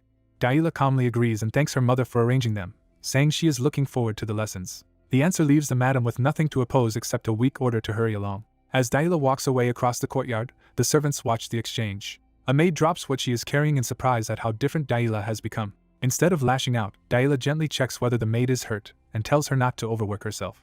The maid can barely believe she is being treated with such kindness. Daila leaves the courtyard, and the servants continue staring after her. Word soon spreads through the noble district that Rosia's salon has been full of laughter again. At a tea gathering, Aisline is told that she had seemed burdened by worry at the last event. Aisline lightly brushes it off and apologizes for causing concern. She says most of what troubled her has now been resolved and that she feels much better. Elant of House Belmiard admits she had been alarmed by rumors that Aisline left the noble district to save someone. Aisline explains that she had gone personally to find a magic teacher for her younger sister Daila. That revelation startles the others, who realize Aisline herself searched for this teacher. Denise of House Veltius repeats the surprising point that Daila is Aisline's younger sister. Aisline confirms it, and says Daila has become so proper that she was hard to recognize. She proudly adds that Daila has manifested one-star magic and now carries herself with remarkable composure. The other girls privately wonder why Aisline is openly speaking of a sister the family once kept hidden. Aisline praises the teacher as a man without status but with extraordinary ability, and reveals she found him in person at the Beldon Mercenary Corps. The word mercenary immediately changes the mood. Elant grows tense as the implications sink in. She starts connecting this teacher to Daila's past notoriety. Elant remembers that Daila's reputation once drove even her family's cook away from Duplain, making the current praise hard to reconcile. Still, she cannot ignore that this same teacher somehow reformed Daila and awakened her magic. Her curiosity sharpens into interest. Elant asks Aisline for the teacher's name. She frames it as simple curiosity about a man who is bound to become famous if he is truly Daila's teacher. Aisline answers without hesitation that his name is Derek. She adds that Derek has even been helping her with etiquette, because such things are difficult to learn alone. Back at the mansion, Daila's mother forces out praise for Daila's self-study. Daila immediately corrects her and says Derek taught her, asking what exactly had been so difficult when she was left to learn alone. Daila cheerfully admits nearly everything was difficult and says whatever progress she has made is thanks to Derek. Her mother smiles on the surface while inwardly seething at hearing Derek's name yet again. Alone, the madam rages that Derek's influence keeps surfacing no matter what she does. She admits she does not know how he changed Daila, but becomes more determined to find a way around it. Meanwhile, the servants begin openly remarking that Daila has become gentle and considerate toward them. Even the gardener notes that her mood has been bright, and that she has changed dramatically in only a few weeks. The head butler is struck by how familiar that refined demeanor feels. The madam hears someone say Daila now carries true noble dignity, and the comparison only fuels her resentment. Night falls again over the estate. Outside, Derek studies a high-level spell book under the moonlight. He pushes himself hard enough that the strain shows on his face. Blue mana swirls around him as he forces the spell into shape. He steadies his breathing and focus with a practiced trick. His hand continues guiding the mana through a precise pattern. The effort finally throws him off balance, and he drops back to the ground, exhausted. He catches his breath, Frustrated but still intent on mastering it, Valerian arrives and apologizes for interrupting what he assumes is training. Derek says it is no problem and asks why Valerian came. The night settles as they prepare for a more personal conversation. Valerian says he wants to talk about Daila, and Derek agrees to listen. Before getting to the point, Valerian notices Derek is studying from a 3-star spell book and learns the Duke lent it to him. That level of trust surprises Valerian. Derek explains that although the book is beyond him for now, there is value in studying ahead. Valerian recalls his father's judgment that Derek is a true mage, not merely a mercenary. He can only admit how impressive that is. Derek brings the conversation back to Daila and asks what Valerian wanted to say. Valerian awkwardly admits the matter is complicated and blurts out that he does not even know what girls Daila's age like. Derek waits for him to explain himself properly. Valerian wonders if a doll embroidered to resemble Daila might make a good gift. Derek immediately rejects the idea as a terrible one. Valerian laughs off the suggestion, saying he expected that answer and had no real intention of making something so absurd. He tries to end the embarrassment by suggesting they head back inside. The two leave the training spot and walk together across the grounds. As they go, Valerian unexpectedly thanks Derek. He explains that the household atmosphere has improved, he has been able to focus on governing, and even their father seems quietly satisfied. Derek notes that the Duke's feelings are hard to read, but Valerian says everyone in the mansion can see the difference. Valerian slows, thinking seriously about what has changed. He admits he is finally accepting that people can change, especially children still growing up. He is unsure whether he failed to notice Daila's change or simply avoided it, but now wants to change himself as well. He tells Derek that this shift is thanks to him and offers sincere gratitude. Derek receives the thanks in silence, unable to answer easily. Valerian then mentions that Daila's magic felt different from ordinary magic and asks whether Derek noticed it too. Derek reflects that only a true genius would notice such a subtle distinction. He confirms that Daila uses the mana operation of the School of the Wild, a rare style Valerian has at least heard of. Derek explains that every person handles mana differently, and once Daila fully finds her own path she will no longer need him to teach her. At that stage, he says, a teacher's interference would only hold her back. Valerian repeats the idea of that future level, and Derek quietly says Daila's time to shine will come. 2 months pass. One day a maid brings Daila fresh flowers for her hair, saying they bloomed beautifully and seemed suited to her. Daila enjoys their scent and remarks that life has felt like spring for months now. She reflects that she is now comfortable even with 1-star magic and has grown much closer to the servants. Looking back, she realizes how much she had been missing all this time and credits Derek for opening that world to her. The maid teases that Daila seems especially happy today and guesses it must be because it is a magic lesson day. Daila brightens and asks for one leftover flower so she can give it to Derek as well. The flower slips from the maid's hand before it can be passed to her. It falls to the floor as if foreshadowing something breaking. Daila freezes, suddenly uneasy. A moment later she hears Derek's voice from another room and demands to know what he means. She finds Derek standing before the Duke, and Derek confirms that she heard him correctly. He tells Daila there is nothing left for him to teach her. The narration compares their situation to the seasons, saying spring cannot last forever any more than winter can. Derek explains to the Duke that Daila belongs to the School of the Wild and that her natural trait is especially strong. He believes that if he stays involved any longer, he will only clip the wings she needs to spread on her own. The Duke accepts that reasoning and concludes there is no longer any reason for Derek to remain in the mansion. For a beat, either man says more. The Duke rises, making the decision final while Derek lowers his gaze. Then the Duke acknowledges that Derek changed many things and helped his daughter grow. He admits he had been so consumed by ruling the territory that he failed as a father, but says he is relieved now. After a long pause, he asks Derek when he plans to leave. Derek says he has heard Aisline will visit soon and return to Ebelstein, and he intends to depart in her carriage then. The Duke tells him to return the library key, and Derek says he will send back the spell books he is reading and pass the key through the head butler. The Duke cuts him off and orders him to return the key immediately. Derek stiffens at the sudden severity. The Duke ends the audience by saying Derek may go if there is nothing else. Derek hesitates, still holding back what he really feels. The Duke turns away while Derek places a hand to his chest and quietly accepts the dismissal. He leaves the room alone, carrying the weight of the decision with him. In the corridor, Daila stops him and accuses him of appearing in her life without warning only to disappear just as suddenly. Derek can only face her and address her formally, unable yet to answer the hurt in her eyes. Derek accepts that he cannot stay, but he still chooses to say a proper farewell to Daila. Unable to hide her feelings any longer, Daila quietly asks him not to leave. He hesitates for a moment, clearly affected by her plea. Even so, he starts to walk away from the life he has had here. He explains that he is returning to his old path as a mercenary, will keep studying magic, and expects Daila to continue growing until her debut in Ebelstein. His words leave her hurt, but she listens instead of stopping him. He softens the parting by promising they can meet again in Ebelstein, and by then he hopes to be strong enough to teach her more. Daila calls him infuriating because he always leaves her with nothing to argue against. That night passes under the looming weight of the mansion and their coming separation. Later, Daila jolts awake in distress, gasping from a terrible dream. The nightmare drags her back to the cruelty she endured as a child, when everyone around her called her useless and talentless despite her bloodline. The memory reaches its cruelest point with the claim that she should never have been born. The old wound still strikes her with the same shock as if it were happening again. She cries out in her sleep, rejecting those words even now. Alone in her room, she struggles to steady herself after the nightmare. Once she regains her senses, she realizes it was only a dream, though the fear lingers. Her maid rushes in after hearing the scream and fears something is seriously wrong. Delilah is asked what happened, but she cannot immediately answer. Instead, a dangerous thought begins to form in her mind. She considers faking another outburst and returning to the spoiled, violent behavior she once used to keep Derek near her. But the thought collapses when she admits to herself that Derek would not stay for her that way anymore. The maid keeps checking on her, worried that she is ill. Delilah stops herself before saying anything reckless. She decides she will not go back to those ugly methods again. So she smiles and reassures the maid, while privately accepting that forcing people to stay will never make her truly valuable. Morning comes, and the day of departure arrives. A carriage is prepared, and Derek is offered a ride into the commercial district on his way out. One of the household women tells him to say his goodbyes quickly because they will be leaving soon. Derek turns toward the people he is about to leave behind. The household gathers to see him off, including Delilah and the men who have watched over the estate. When asked if he is truly leaving, Derek answers that he must return to where he originally came from. The others acknowledge how hard his time in the mansion must have been and promise help if he ever needs it. Derek thanks them, though he remains emotionally restrained. He falls silent when his gaze settles on Delilah. Delilah meets that silence with one of her own, refusing to make this easy.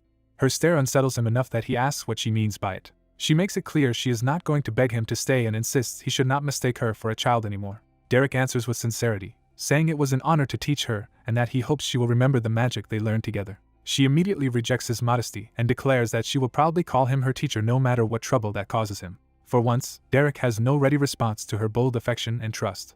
Delilah waits, vulnerable beneath her pride. What finally comes out is a clumsy warning for him to stay safe and not throw himself into needless danger, while he asks her not to overwork herself either. She doubles down on her claim that she is already grown and can take care of herself now. Her words trigger a memory in Derek. He remembers his own younger self insisting the same thing, trying to survive by pretending he needed no one. That memory carries the warmth of someone who once held him close. He recalls being told by a woman named Perik to truly take those words to heart. The memory leaves him quiet and reflective. Back in the present, he addresses Delilah with unusual gentleness. He tells her she does not need to force herself to become an adult so quickly. That kindness finally breaks through her composure, and tears begin to gather. As he turns away to leave, she raises a trembling hand after him. She calls his name one last time, making him stop. This time she chooses hope over restraint, and tells him they will meet again. He answers her from a distance, accepting that promise as he continues on.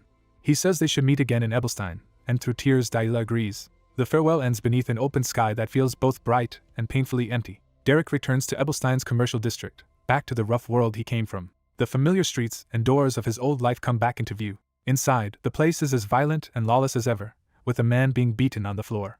The crowd eggs the attackers on, treating brutality as entertainment. The victim is struck again, while no one intervenes. A blonde young woman notices Derek's arrival and calls out to him at once. Derek answers that he has finally come home. He has returned to the tavern called Beldenstier, the base of his old companions. The tavern owner welcomes him back with honey wine, remembering that Derek used to love it. The blonde woman Pelline immediately comments on how pale he looks after living among nobles. The owner jokes that when he heard Derek had become a magic teacher for nobles, it sounded too absurd to believe, and he demands the full story. Derek brushes it off, saying he merely worked there and that there is little worth telling. Pelline mocks how formal he sounds now and refuses to let him stay evasive.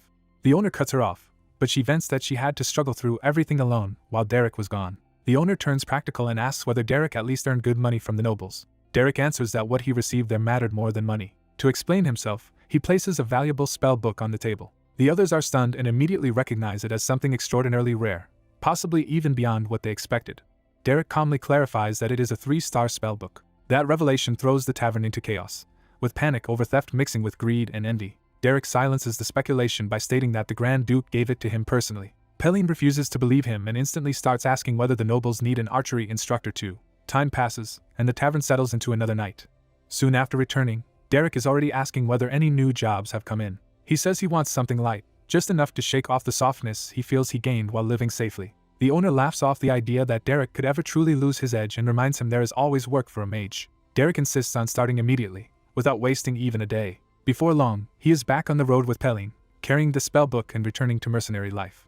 Their work quickly turns dangerous when Pelline is chased by a monstrous attacker in the wild. The two of them bring the creature down together, with Pelline handling the bow and Derek finishing it at close range. They continue taking on deadly jobs, even fighting through nests of giant spiders while Derek channels magic through his blade. During travel, Derek studies the spell book whenever he has a spare moment, while Pelin watches him with disbelief. At night, even camp is brief and practical, with little comfort between assignments. When the others sleep, Derek keeps training alone under the night sky. He pushes his mana control further, forcing himself through difficult practice. He concentrates power into a crystal-like core between his hands, trying to stabilize a higher-level spell. The attempt detonates violently and throws him backward. The blast tears through the forest, showing just how dangerous the spell is. Bruised and coughing, Derek admits he has mostly mastered 2-star magic, but 3-star spells are still far beyond him. The spellbook itself confirms how much more complex the next level is. Seasons pass as he keeps studying and working, yet the barrier to 3-star magic remains frustratingly high. Autumn arrives over Beldenstyr, marking the steady passage of time. Winter follows, and Derek is still taking jobs despite the brutal cold. One snowy night, the tavern door opens again to the storm outside. Pelin complains bitterly about the freezing weather as they return from another mission. The owner marvels that they went all the way to the Ken Mountains and back in such conditions, while Pelin grumbles that Derek never waits for better weather. The owner notes that only people as reckless as them would bring back a harpy's head in the middle of winter. Derek thanks him while pressing a bloodied cloth to his face, and the danger seems to have revived him rather than worn him down. Seeing that Derek still wants more, the owner mentions a new request that suits him perfectly. He describes it as easy and profitable, though mildly troublesome. The job comes from the Rohel Mercenary Corps in West Street. As Derek heads there, the details continue to unfold. A noble named Count Belmiard needs a commoner mage to serve as a target during magic sparring, essentially a disposable punching bag. The job sounds simple on paper: endure a few hits and get paid. At the noble's sparring grounds, an elderly instructor and a red-haired noblewoman arrive to begin the session. The noblewoman asks who her opponent will be, and the instructor explains that a commoner has been hired for her offensive magic practice. She is openly offended that she is being told to beat up a commoner for training. The instructor coldly insists that this too is part of her education and reminds her the commoner has been paid well for it. She agrees with contempt, dismissing the whole arrangement as typical noble cruelty. Even so, she notes that the hired commoner can supposedly withstand 1-star magic, while she herself is on the verge of reaching 2-star and wonders whether the gap is too great. Nearby, Derek quietly prepares himself and listens to everything. When the moment comes, he steps forward to announce himself. The red-haired noblewoman asks if he is the one hired to spar with her. He introduces himself formally as Derek. She gives her name as Elant, and his name stirs a vague sense of recognition in her. She decides to proceed anyway, though she privately questions why such a young-looking commoner is being used for this. Before starting, Elant loosens up and prepares to cast. She checks whether Derek at least knows the basic rules of magic sparring. He answers that he knows the fundamentals. Satisfied, she tells him to resist as much as he can because she intends to finish quickly. Privately, she decides the fastest and least troublesome way is to blast him out of bounds with a shockwave. Derek takes her instruction literally and asks exactly how much resistance she wants from him. The question catches her off guard as absurd. He calmly explains that he needs a clear measure so he can be genuinely useful to her training. The instructor says nothing, but his silence shows he is paying close attention now. Elant finds Derek's manner unexpectedly amusing. Still smiling, she repeats that he should resist with everything he has. Derek accepts that answer without hesitation. He gathers blue mana around his hand and prepares to answer her seriously. Both of them enter a real combat stance, and the sparring instantly stops looking one-sided. Elant begins casting while thinking that Derek is impressive for a commoner who mastered 1-star magic so young, yet she still believes nobles and commoners stand on opposite sides of an unbridgeable divide. Determined to prove that superiority, she unleashes a stronger spell to force that difference on him. Her attack erupts upward in a massive column of power, far beyond the casual push she first intended.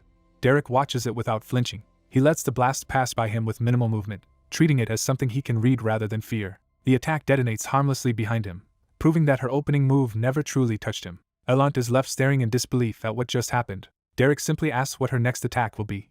His composure infuriates her, but it also forces her to admit he had every reason to be confident. Refusing to accept that a commoner could stand on equal footing, she escalates to a far more serious spell meant to overwhelm him completely. Magic spears rise all around the arena as she prepares a barrage from every direction. The summoned lances close in on her command, turning the spar into a genuine attempt to crush him. Convinced this final strike will end the match, Elant sends the full storm of spears down on Derek.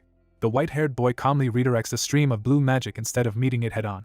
Elant is caught off guard when she realizes her attack is being handled far too easily. His simple spell bends through the air with such precision that it shatters and slips past incoming projectiles. The redirected force races around Elant and strikes the arena floor near her, forcing her to reassess him. She realizes he is using an elementary spell with absurdly refined control, which is far more alarming than raw power.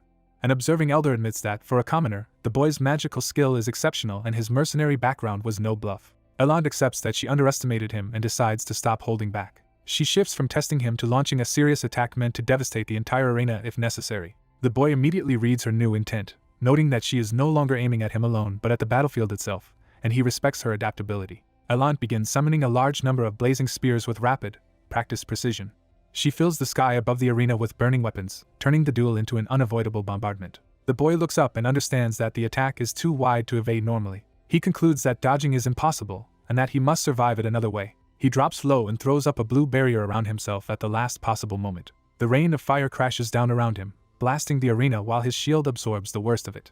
Elant watches the explosions spread, expecting the barrage to finish the exchange. Smoke and dust swallow the arena, briefly hiding the outcome. Inside the haze, the boy remains composed and keeps his magic ready. Then he notices an opening and decides to counterattack. Elant suddenly dives in through the aftermath, trying to seize the initiative at close range.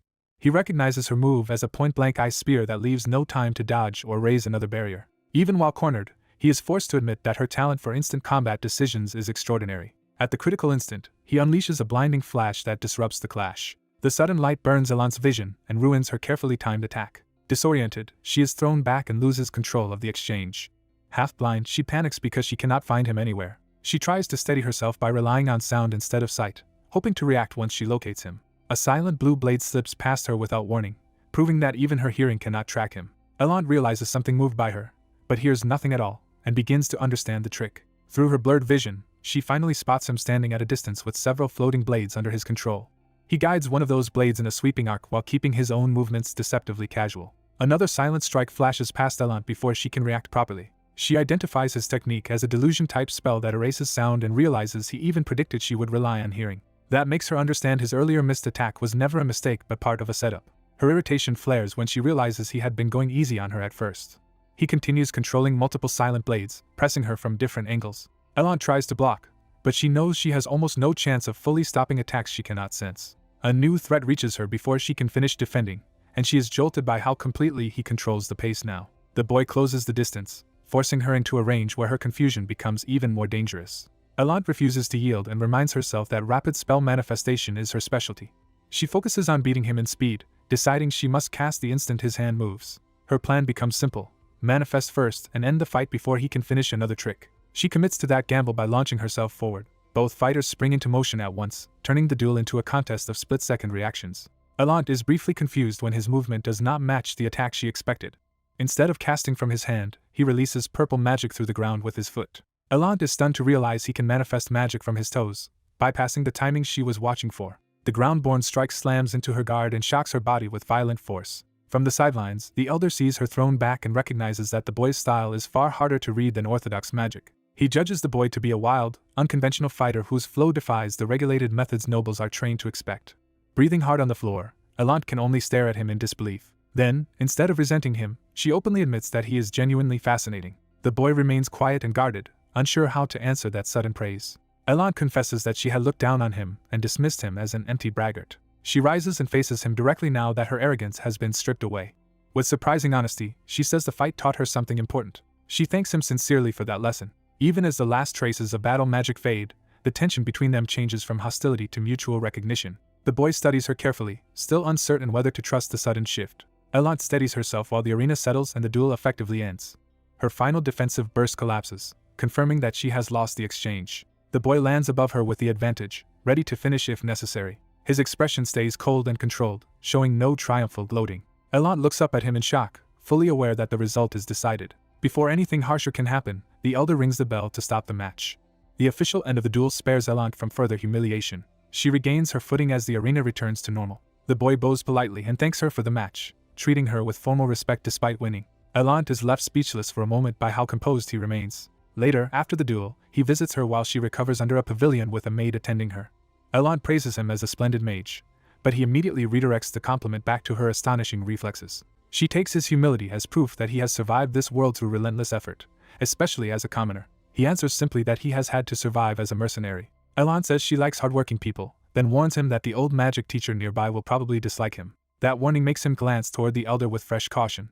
Elant adds that their duel taught her a great deal and may help her perform better in the next sparring event. He tells her that with her skills she has little to fear there. She dismisses lesser rivals and reveals that the only person she truly wants to defeat is someone far above them. Her thoughts turn to Aisline Eleanor Duplain, the noble prodigy she measures herself against. At last she names her target outright, Aisline Eleanor Duplain.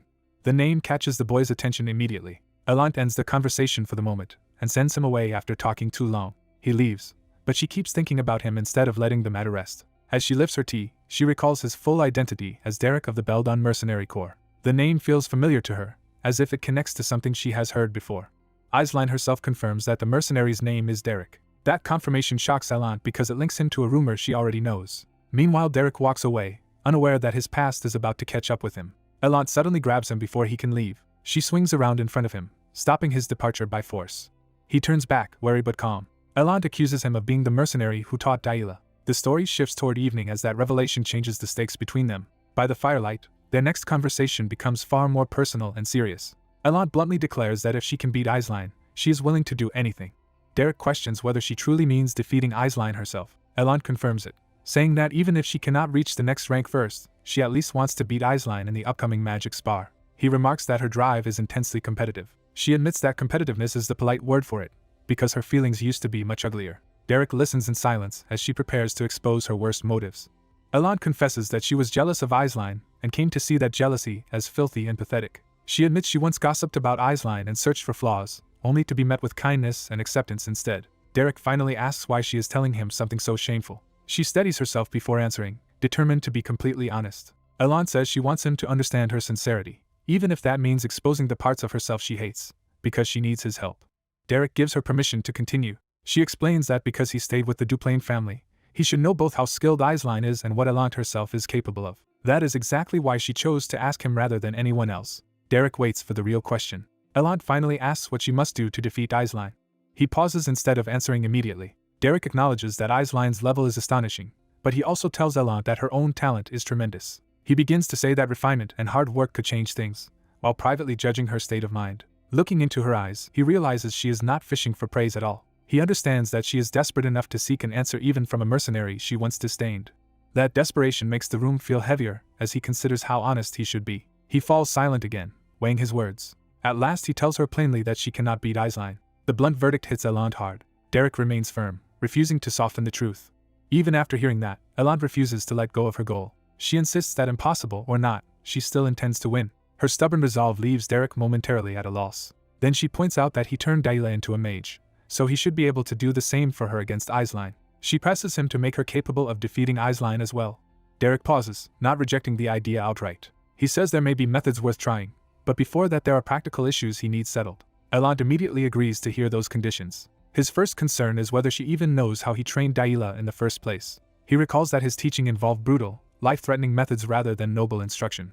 The memory makes clear that his training was closer to battlefield survival than education. He remembers forcing Daila to face deadly pressure so that instinct and power would awaken together. Elant admits she does not know the details, but says she is willing to do anything if it will let her win. Derek moves to his second concern and reminds her that he is a mercenary. Elant assumes he means the social disgrace of a noble woman learning from someone of his station and dismisses that as unimportant.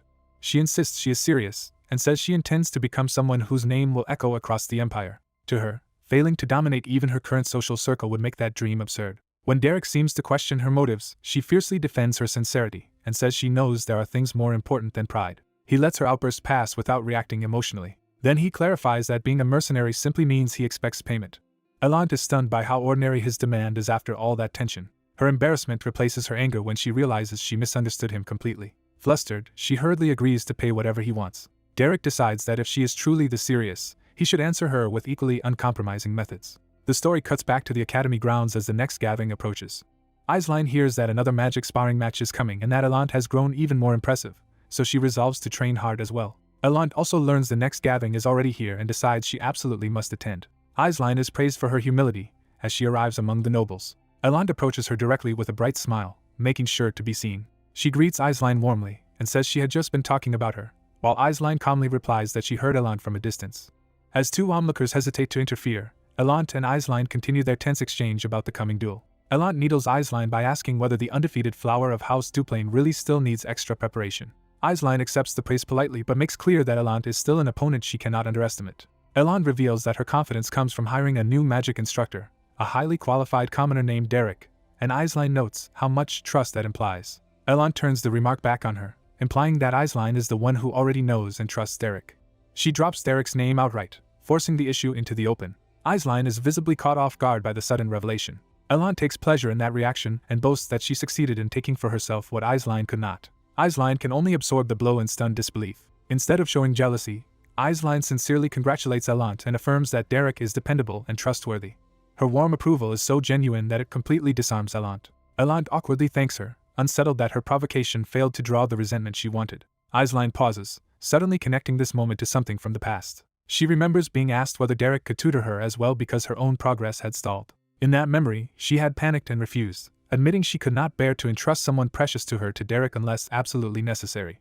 Back in the present, Aisline quietly thinks through what Elant's words really mean. Elant presses harder, asking whether Aisline now understands what it means that Derek belongs to her side. She openly invites Aisline's anger and declares Derek to be Elant Alphion Belmiard's instructor now. Aisline starts to respond, but Elant abruptly changes the subject when she notices how late it has become. Elant ends the conversation pleasantly and excuses herself, saying she should leave early because this is Derek's first day teaching her.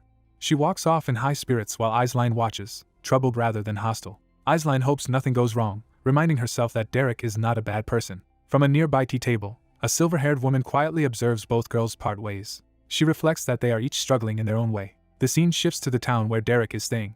At Beldenstier, Derek explains that his work for House Belmiard has grown so much that he will focus on their commissions for now. He adds that handling everything within Ebelstein is convenient because it keeps him from traveling to their estate. The tavern owner doubts Derek's plan, pointing out that defeating Aisline in a duel is far easier said than done. Derek answers that it is difficult, but not impossible. The owner warns that if Elant reaches the 2-star rank, the gap in rank alone will overwhelm even someone as talented as Aisline.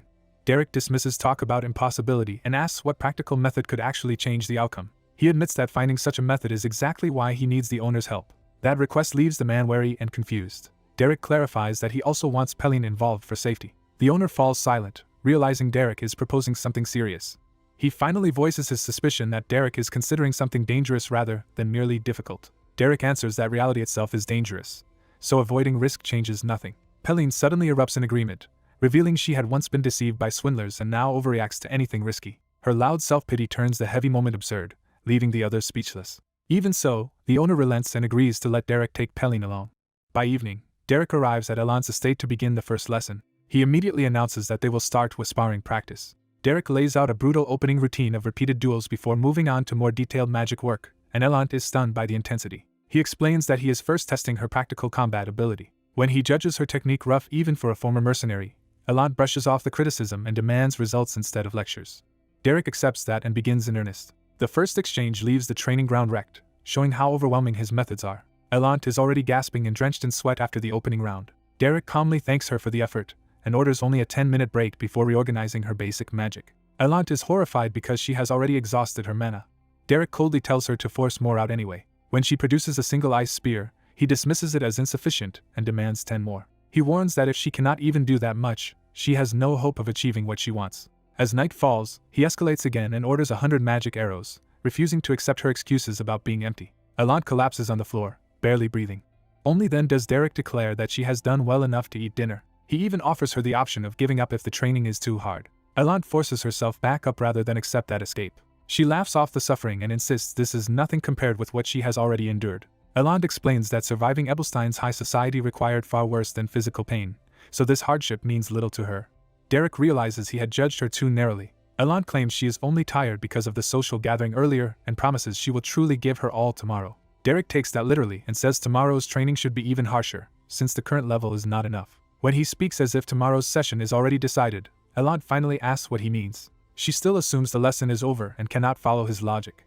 Derek matter-of-factly reminds her that they are already in the evening session. The absurdity of his schedule leaves her staring at him in disbelief. She tries to laugh it off as a joke, but Derek flatly says he was never asked to be funny. The next day he is already pushing her again, urging her to keep going. Elant struggles to form just a few more magic arrows while Derek watches without sympathy. He insists there is still mana left in her body and raises the target again, which makes her protest in despair. When she can no longer run, Derek simply switches her to manifestation drills, and she drags herself onward rather than refuse. Eventually she can do nothing but collapse into a chair, panting. During a brief rest, she admits to Derek that this suffering is strangely enjoyable. He repeats that if it truly feels impossible, she can still quit. Elant rejects that outright, insisting this level of pain is not even a real workout. Derek studies her in silence, beginning to understand her stubbornness. Then he abruptly ends the rest and tells her it is time to spar again. 2 weeks pass under this relentless routine. At a garden table, an exhausted Elant asks Lady Denise to wake her when Aisline arrives. She admits that training has consumed all of her attention lately. Denise gently asks why she keeps pushing herself so hard. Elan hesitates before answering. At last she gives the simplest truth: she wants to win. Denise is struck by how absolute that answer is. She quietly encourages Elan to endure and promises to cheer for her. That unexpected support leaves Denise herself momentarily surprised. She notices Aisline approaching with other young women from the salon. Denise wakes Elan and tells her that Aisline has arrived. Aisline appears calm and composed as ever. Panicked, Elan hides her face so Aisline will not see the wreck training has made of her. While Elan hides, Aisline is casually invited away by other girls to visit a new clothing store and agrees to go. Elan peeks up in confusion, trying to understand what just happened. When she asks if Aisline already left, Denise confirms that she did. Relieved, Elan worries more about having looked disgraceful than about missing the meeting itself. Aisline, meanwhile, notices from afar that Elan seems unusually worn out. She quietly wonders whether Elan is actually alright. That night, the estate remains lit as Elan continues her harsh routine.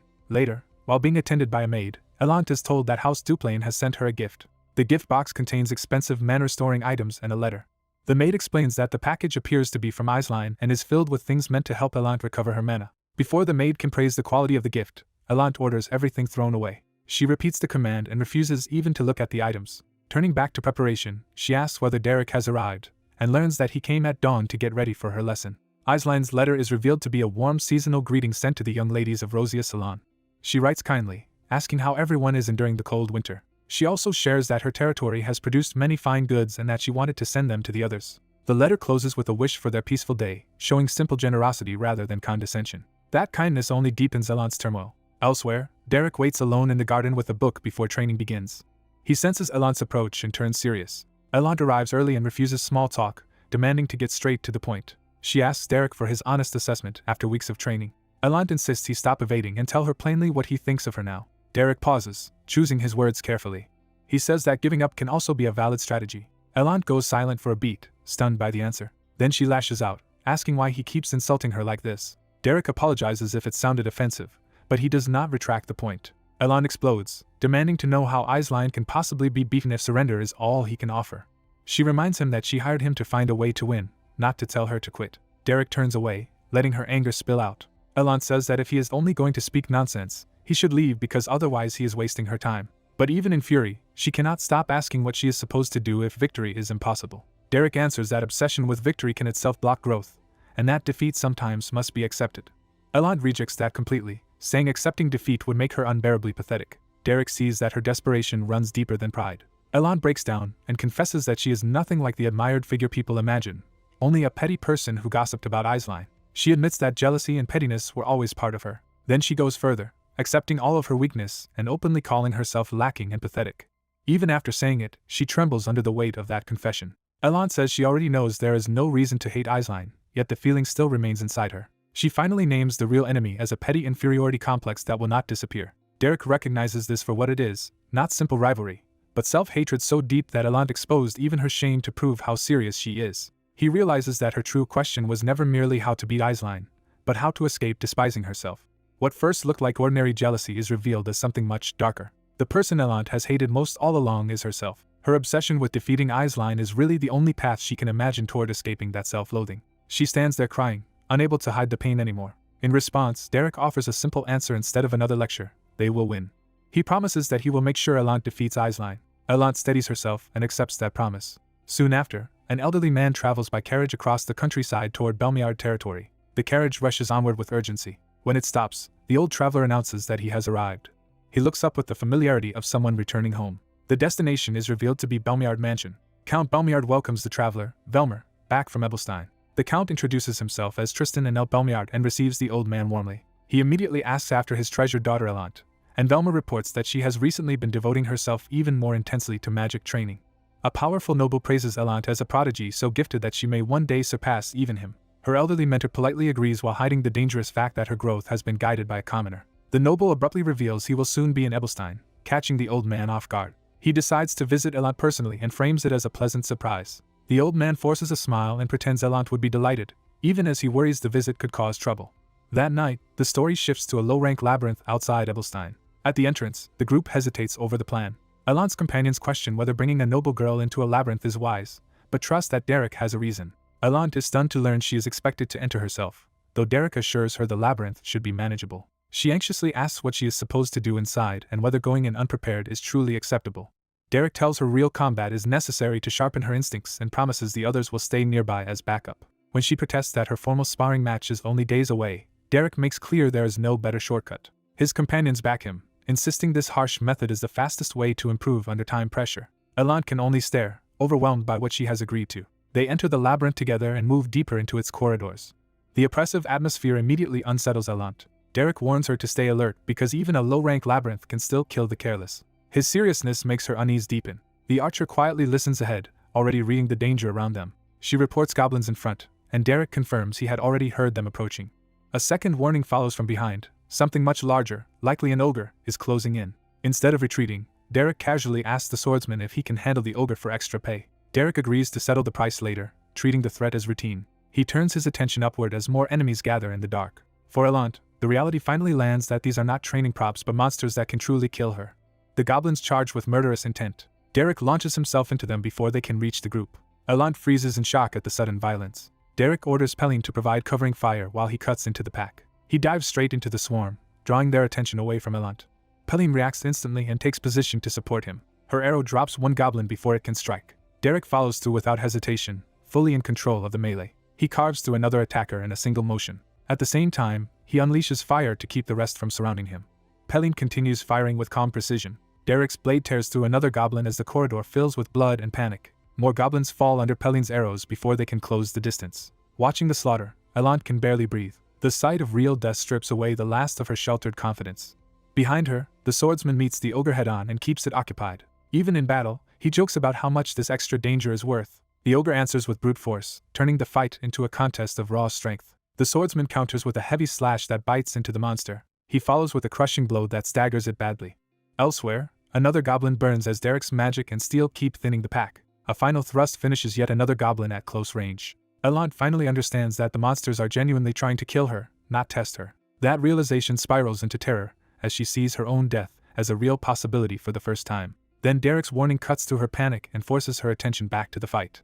He tells her a monster is coming straight for her and demands that she focus. A goblin breaks through the chaos and rushes her while she is still turned away. Paralyzed by fear, she can think of nothing except that she is about to die. Derek shouts the only instruction that matters. If she wants to live, she must kill. His words strike deeper than the danger itself and force her to confront the person she has been. In that instant she admits to herself how ignorant, arrogant, and foolish she has been. Even as the goblin closes in, she stops running from that truth. She recognizes that her inferiority and resentment have ruled her for too long. Facing death, she finally sees the ugly self she came here to destroy. She accepts that she built nothing herself, and only envied those who had. She admits she spent her life tearing others down instead of growing stronger. At the last moment, Derek's magic reaches her like a hand pulling her back into the fight. That intervention gives her the opening to move instead of freeze. She decides that the self she hates is the one that must die here, not her body. Derek watches without panic, trusting her to act. His spell launches the goblin away from her path and buys her a heartbeat to recover. The swordsman notices the shift in her and waits to see what she will do next. Pelin also falls silent, recognizing the moment. Elant finally strikes back and knocks the goblin away instead of collapsing before it. Breathing hard, she steadies herself as fear gives way to resolve. For the first time, determination shows on her face. She looks across the bloodied corridor at Derek, who stands among the dead monsters like a test she has begun to pass. In her heart, she realizes she has finally taken a step forward. She rejects the idea that nothing changed and claims that first step as real progress. The night outside remains still while that change settles inside her. Later, Derek sits in the labyrinth reading a letter addressed to him. The letter opens with an apology for reaching out after more than 2 years away from Ebelstein. Its writer explains she is now teaching magic to the young lady of Elvester County, and has been overwhelmed by the girl's eagerness to learn. She fondly recalls the difficult but freer days when she traveled Ebelstein while teaching Derek. She tells him that of all the mages she has known, he was the most talented. She wonders how far his magic has advanced by now. She asks that when they meet again, he show her the magic he has reached. The letter is signed by his former teacher, Katia Flameheart. Derek quietly finishes reading, the words lingering with him. Elant, now used to these labyrinth visits, notes that 2 weeks have already passed and finally asks what he has been reading. He tells her simply that it is a letter from his teacher. Elant jokes that anyone capable of teaching someone as difficult as him must be extraordinary. Her teasing makes him pause rather than snap back. He answers with unusual sincerity that his teacher truly was exceptional. Elant is caught off guard by the softness in his response. Derek admits he had been about to provoke her again, then decides against it. With the duel only 2 days away, he asks how she feels now. Elant struggles to name it, but she knows something in her has changed. She gathers herself before answering. At last she says with conviction that she will win. The day of the match arrives at the noble district's magic sparring arena. Among the gathered nobles, Aisline chats pleasantly with the girls around her. She notices Derek's presence and is immediately drawn to him. Derek passes through the crowd without seeking attention. Aisline excuses herself from her companions to approach him. She calls out to him before he can leave. Aisline warmly greets Derek, and he responds with formal distance. She mentions hearing that he has been helping Elant with her magic. He confirms that he is currently working with Elant's side. An awkward silence follows as old familiarity clashes with present loyalties.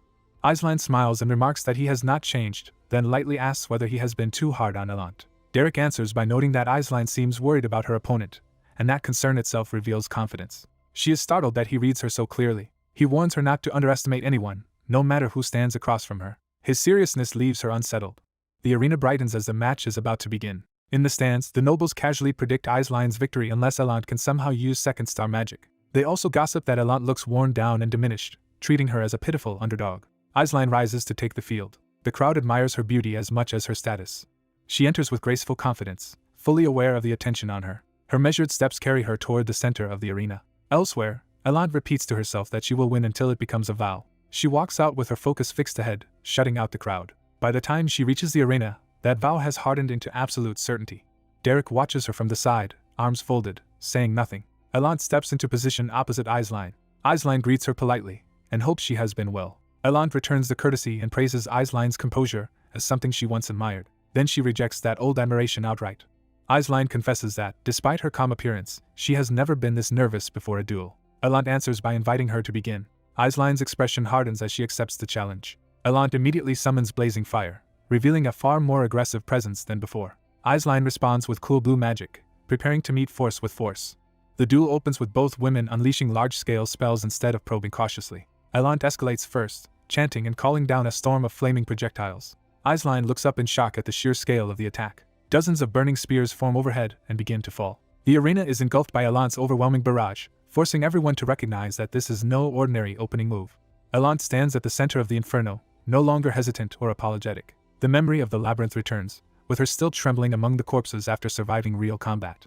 In that memory, Derek bluntly tells her she cannot win if the duel remains a pure contest of refined magical skill. When she asks what can overcome that gap, he gives a single answer: willpower. He reminds her that he trained her to squeeze every last fragment of mana from herself, not for cruelty but for this exact kind of fight.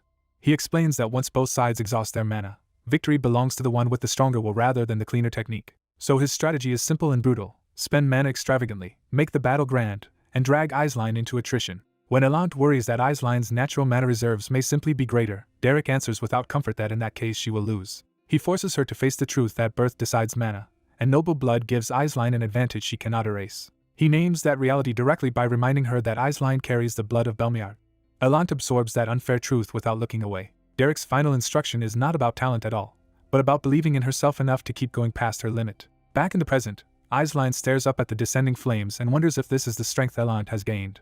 Elant raises her hand and commits fully to the attack, determined to force the duel onto the battlefield Derek described. A rain of fire crashes down over the arena as Elant begins the war of attrition on her own terms.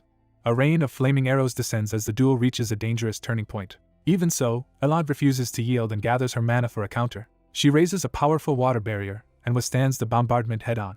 Elant steels herself with the conviction that she will be the one to win. Across from her, Aisline remains equally determined and presses the attack.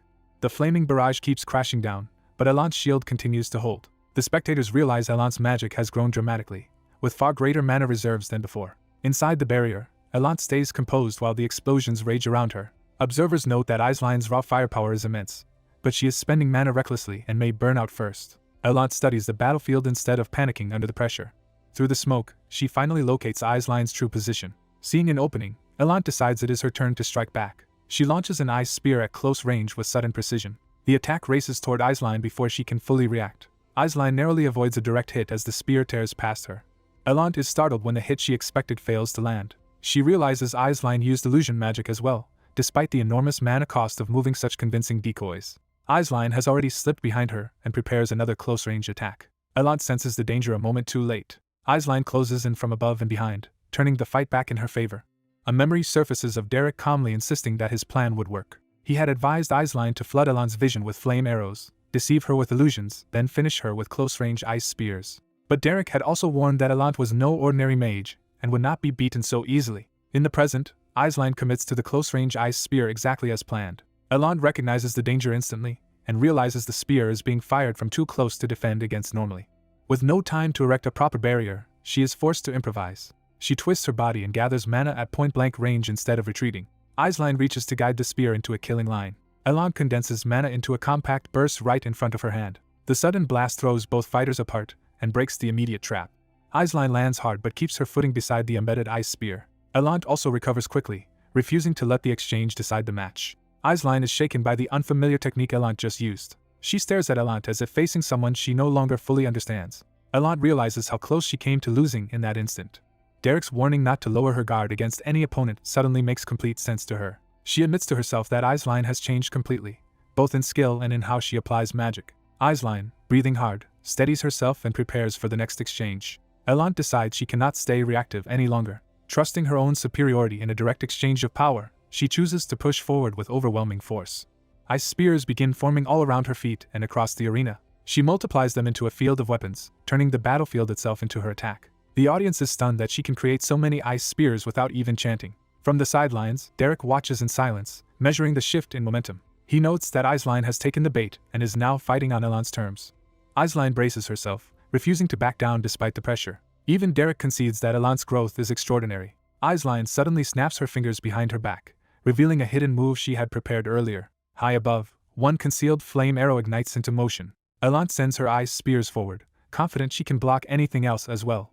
Aisline focuses with fierce intent as her trap begins to unfold. She triggers the delayed arrow she had secretly left in the sky from the earlier barrage. The hidden flame arrow curves down toward Elan from an unexpected angle. Elan senses something wrong only when it is already behind her. She is caught off guard by the attack's impossible timing. The delayed arrow streaks overhead, while Elan looks up in disbelief. She realizes she never sensed a new incantation or mana flow because the spell had been prepared long ago. Her mind jumps back to the earlier rain of arrows and the moment she first raised her barrier. She understands that Aisline hid one arrow then specifically for a moment like this. The delayed arrow slams into the ground near Elan, forcing her to reassess everything. Aisline watches tensely, unsure whether the gamble has succeeded. Elan admits to herself that she can no longer read Aisline's next move at all. The spectators are astonished that the two are now fighting on nearly equal footing. Aisline begins to believe she is truly overpowering Elan. Elan, by contrast, concludes that in tactics and boldness she is currently a step behind. She falls silent and reigns in her panic. Instead of forcing the same approach, she starts thinking from the beginning again. Elan decides to reset her assumptions and rebuild her strategy from scratch. Derek watches closely, knowing the real battle is only now beginning. He quietly recognizes that this is the point where the duel's true outcome will be decided. Elan's expression shifts as a new idea takes hold. She releases a vast surge of mana, letting it flood outward around her. Aisline is unsettled by the sudden change and cannot immediately identify what Elan has done. Elan advances inside a roaring aura of mana that transforms the atmosphere of the arena. Aisline feels a violent current like wind, yet realizes it is not wind at all but raw mana itself. The sensation shocks her because it breaks the rules she expected the duel to follow. For a brief instant, she can no longer sense the surrounding mana at all. Derek recognizes the phenomenon and notes that the ambient mana has momentarily vanished. He identifies it as mana alignment, when overwhelming mana temporarily seizes control of the mana in the area. It occurs only when a mage pushes beyond their normal limit and forces the environment to submit. At the same time, Aisline draws on her own power past its safe boundary and forms a massive fireball overhead. She too has now exceeded her limits in this desperate clash. Elan raises her arm and faces the blazing spell without retreating. Aisline unleashes a 2-star fireball, a level of magic far beyond what anyone expected from her. The strain of that feat recalls the exhausted girl she was during training, collapsed and gasping on the ground. In that memory, Derek had quietly cared for her and offered water after pushing her through brutal practice. Still uncertain, Aisline had confessed her doubts to him. She had asked whether she could really defeat Aisline's level of power after only a few weeks of training. Derek had answered with confidence that she would win, but he clarified that her victory would come in a particular way, not by simply surpassing Elan outright. Back in the present, the spectators can barely believe they are seeing fire magic of this scale. They realize in shock that Aisline is casting a true 2-star fireball. Aisline herself is rattled because this overwhelming situation was never what she and Derek had planned for. She turns to Derek for guidance, suddenly unsure how to proceed. He gives her no immediate answer, forcing her to face the moment herself. Panicked and furious, she lashes out at him for being useless when she needs him most. Above her, the gigantic fireball continues to descend like a second sun. Aisline stares up at the spell she created, now terrified by its size and momentum. She frantically searches for defense, but knows ordinary protection or ice spears will not stop a spell of this rank. In despair, she realizes her own fear had been right all along. Elant, seeing her opponent falter, concludes that someone like Aisline cannot defeat the true Aisline she once knew. A white-haired spectator watches with cool attention as the duel reaches its peak. Others in the crowd can only stare in open shock. The fireball crashes down, blasting the arena and hurling Aisline upward in the explosion's wake. Elant is stunned by the sheer violence of the impact. The arena erupts in a massive explosion that swallows the battlefield. Aisline is thrown across the ground by the blast she unleashed. She tumbles through smoke and debris, barely holding herself together. Elant is also left breathing hard, the exchange draining her badly. Aisline forces herself back up despite the damage and exhaustion.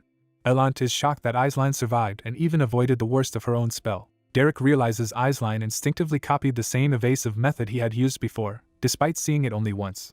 Elant recognizes that Aisline's weakness is still her lack of experience, not her talent. She understands that a 2-star spell in unpracticed hands is as dangerous to its caster as to the enemy, devouring mana without mercy. Even so, Elant clenches herself for one final effort.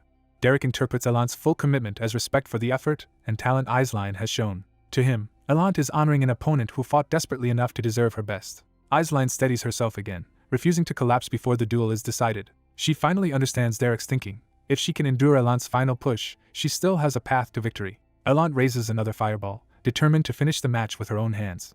She declares to herself that she will win and sends the blazing sphere down at Aisline. The fireball bears down, and Elant strains to control it despite her exhaustion. A second massive blast races across the arena toward Aisline. The spectators gasp as yet another fireball appears, faster and more relentless than the first. They realize the attack is moving even faster than before, leaving almost no room to react. Aisline sprints desperately along the arena edge to escape its path. Elant throws herself after the attack, trying to keep control and force the finish. The fireball curves across the floor, chasing Aisline instead of simply flying straight. Aisline flips away at the last moment to avoid being swallowed by it. She uses the momentum of that evasive leap to reposition above the battlefield. For an instant she hangs against the bright sky, suspended between defeat and survival. Elant looks up, struggling to track her through the glare and strain. Aisline falls back down with a new angle of attack in mind. She realizes that if she attacks from above, Elant will have trouble reading the trajectory. Rejecting a wasteful barrier, Aisline commits her last mana to offense instead. Elant sends an ice spear upward and demands to know how Aisline will answer now. But the effort leaves Elant collapsing to one knee, nearly spent. Even so, she drives the ice spear skyward in a final attempt to intercept Aisline. Aisline sees through it, and realizes Elant has exhausted almost all her mana controlling 2 fireballs and counterattacking. She slips past the rising spear and closes in. Elant looks up in alarm as Aisline appears where she did not expect her. From the sidelines, Derek quietly judges that the duel is about to end. Aisline believes she has finally cornered Elant, who should have no mana left to resist. She counts the little mana she still has and decides it is enough for one last finishing spell. Convinced she has defeated Elant, she commits to the final blow. Then she suddenly realizes something is wrong. The fireball's path shifts again, and the battlefield turns against Elant instead of in her favor. Elant is struck and thrown aside by the redirected force. Aisline stands beneath the sky as the last fireball arcs away, stunned by what she has just done. She can only stare in silence, caught between disbelief, exhaustion, and the possibility that the duel's outcome has finally changed. Aisline forces out another burst of ice, but the effort leaves her shaking and nearly spent. Even as her strength fails, she begs herself to keep going a little longer. A faint blue flame finally answers her call, proving she still has some magic left. Her red-haired opponent watches in stunned silence as Aisline refuses to collapse. Aisline steels herself, locking onto what matters most. She is Aisline Eleanor Duplain, a noblewoman famed as the brightest and most admirable lady in Ebelstein. Yet she knows that a brilliant reputation always casts a shadow. That shadow belongs to the red-haired girl who has always lived beneath Aisline's light. From that lower place, the girl has spent her life watching Aisline from behind. She remembers mocking Aisline as just another sheltered noble. She kept pressing that Aisline was no different from anyone else who gossiped and judged. She expected Aisline to turn around and make a humiliating scene. Instead, she was met with calm attention rather than the breakdown she wanted. Aisline's composure only made her shine more. To the girl, every attempt to drag Aisline down only made that radiance harder to bear. Her resentment twisted into a darkness that wrapped itself around her. She felt herself being swallowed by the very brilliance she hated. That bitterness became a plunge into something deeper and uglier. In her mind, she sank into an abyss of inferiority. Even there, trapped and choking on envy, she kept sharpening herself into a weapon. She endured that darkness believing one day she would rise above Aisline. Her vow became simple: escape the hollow abyss by proving she was better. Back in the present, she stands over the exhausted Aisline while that old obsession still lingers between them. Yet even disheveled and dirt-streaked, Aisline still looks like the noble ideal she has always been. After being knocked down before everyone, Aisline still gathers herself without losing dignity. The sight unsettles the red-haired girl, who cannot understand how Aisline can still look that way. She realizes Aisline has no fragile image to defend, and that freedom makes her stronger. Aisline's resolve comes not from pride but from simply doing what she must. The crowd keeps urging Aisline to stand and continue. The red-haired girl prepares another spell, convinced this is the moment to finish things. But her thoughts turn to Derek, the one person whose judgment matters to her. When she once asked whether she could defeat Aisline, Derek told her she would win. That promise became the ground beneath her confidence. Now, at the brink of victory, she realizes winning this fight may change nothing inside her. She fears that even if she wins, she will remain trapped in the same emptiness. Meanwhile, Aisline gathers the last of her blue mana, ready to answer no matter the cost. The red-haired girl suddenly notices Aisline's mana is almost gone. She blurts out that she herself has run out of mana, abruptly ending the clash. Aisline is left staring, unable to understand the sudden surrender. The girl approaches and openly admits that she cannot match Aisline after all. She declares the loss her own and calls the spar worthwhile. The spectators erupt, praising Aisline's performance. Aisline accepts the cheers with her usual graceful smile. But privately she is bewildered by what just happened. The moment hangs in a bright, unreal calm after the tension breaks. Others crowd around to congratulate Aisline and marvel that she has reached 2-star magic. Aisline is startled to hear that her desperate effort has been taken as a triumph. Someone calls out to the red-haired girl, revealing her name as Lady Elant. Derek watches from a distance, having seen the whole exchange. Elant immediately asks him whether he saw everything clearly. She boasts that unlike Aisline, she knows how to admit defeat and enjoys having forced a rare crack in Aisline's composure. Still, she anxiously asks Derek what he thought of her performance. She excitedly recounts how shocked Aisline looked when Elant forfeited, savoring the one moment she felt above her. That fleeting superiority thrills her, and she admits how good it made her feel. Derek listens as she seeks reassurance that, despite the ending, she did well and learned quickly. Instead of indulging her self-criticism, he tells her not to invent faults where there are none. His calm response catches her off guard and strips away her playful confidence. Derek remains unreadable, making her wait for his real judgment. The praise finally breaks through her defenses, and tears well up before she can stop them. Embarrassed by her own reaction, she tries to laugh it off as childish. Derek tells her plainly that she was excellent and that she did well. With no more teasing left in her, Elant can only hide her face and cry. She confesses that she truly wanted to win. But at the moment she could have ended the fight, she saw that victory would still leave her trapped where she had always been. In her mind, that meant sinking back into the same miserable abyss of inferiority. She admits she understood then that this ugliness is part of who she is. Derek stays beside her in silence, letting her speak without interruption. Elant says that even in that painful moment, Aisline still looked noble, which only deepened her shame. She concludes bitterly that she is not really different from the person she envied. Derek answers that looking pathetic for a moment does not matter. His words make her finally listen instead of defending herself. He tells her that anyone too proud to look pathetic can never improve. The two remain alone in the fading light as his lesson settles in. The darkness in Elant's mind begins to lose its hold. She imagines herself standing on that inner abyss without being dragged under. Now she can face Aisline's distant brilliance without immediately drowning in it. For the first time, she feels she has not been trapped by her inferiority. Elsewhere, a white-haired noblewoman quietly observes the aftermath. She and her attendants take their leave after acknowledging Aisline. Before departing, she praises Aisline for another remarkable accomplishment, and says the spar moved her deeply. She then addresses Aisline more personally, signaling a more serious conversation. Aisline admits that she did not truly win the match. The white-haired lady receives that honesty with a knowing smile. Aisline remains thoughtful, unwilling to mistake appearances for reality. The white-haired lady tells her that in raw magical capacity, Aisline is far ahead. Aisline rejects the comfort, believing that advantage was nowhere near enough to close the real gap between them. She is struck by how much Lady Elant advanced in such a short time. Her thoughts return to Derek, the one who made that growth possible. Aisline's expression hardens into resolve. She calls for her maid Daisy. Aisline orders a letter sent to the main house. What she needs, she decides, is Derek. The scene shifts to the Duplain main estate, where the request arrives. A senior noble reads the letter and is startled that a 6-star travel pass connected to Dreist Wolftail has appeared in Ebelstein. He is informed that the custom schedule was moved up, likely in response to Dreist's movements. That makes him suspect the Count of Belmiard's visit to Ebelstein is tied to Dreist as well. If a master of search arts with foresight is involved, he concludes there must be a larger reason behind all of this. Another report arrives. Aisline has also requested a magic teacher. At first, her father sees no difficulty in simply finding one. The problem is that she specifically asked for Derek, who is currently teaching Lady Elant at the Belmiard estate. Rather than refuse, Aisline's father begins considering how to negotiate for Derek directly. But the blonde nobleman beside him decides there is no need for intermediaries. Since he must go to Ebelstein over the Dreist matter anyway, he will handle it himself. As evening settles, the decision is set in motion. Back at Belmiard, Elant tells Derek she is taking a break from study and work to clear her head.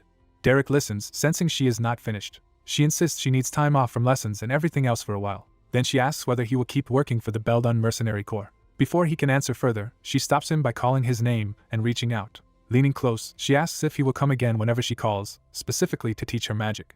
Her request is direct, personal, and impossible to mistake. Derek pauses, weighing what that promise would mean. He agrees, but warns that there may not be much left for him to teach her. Elant laughs off his modesty, hearing it as rare humility. As winter finally gives way, she reflects that the long season has ended for both of them.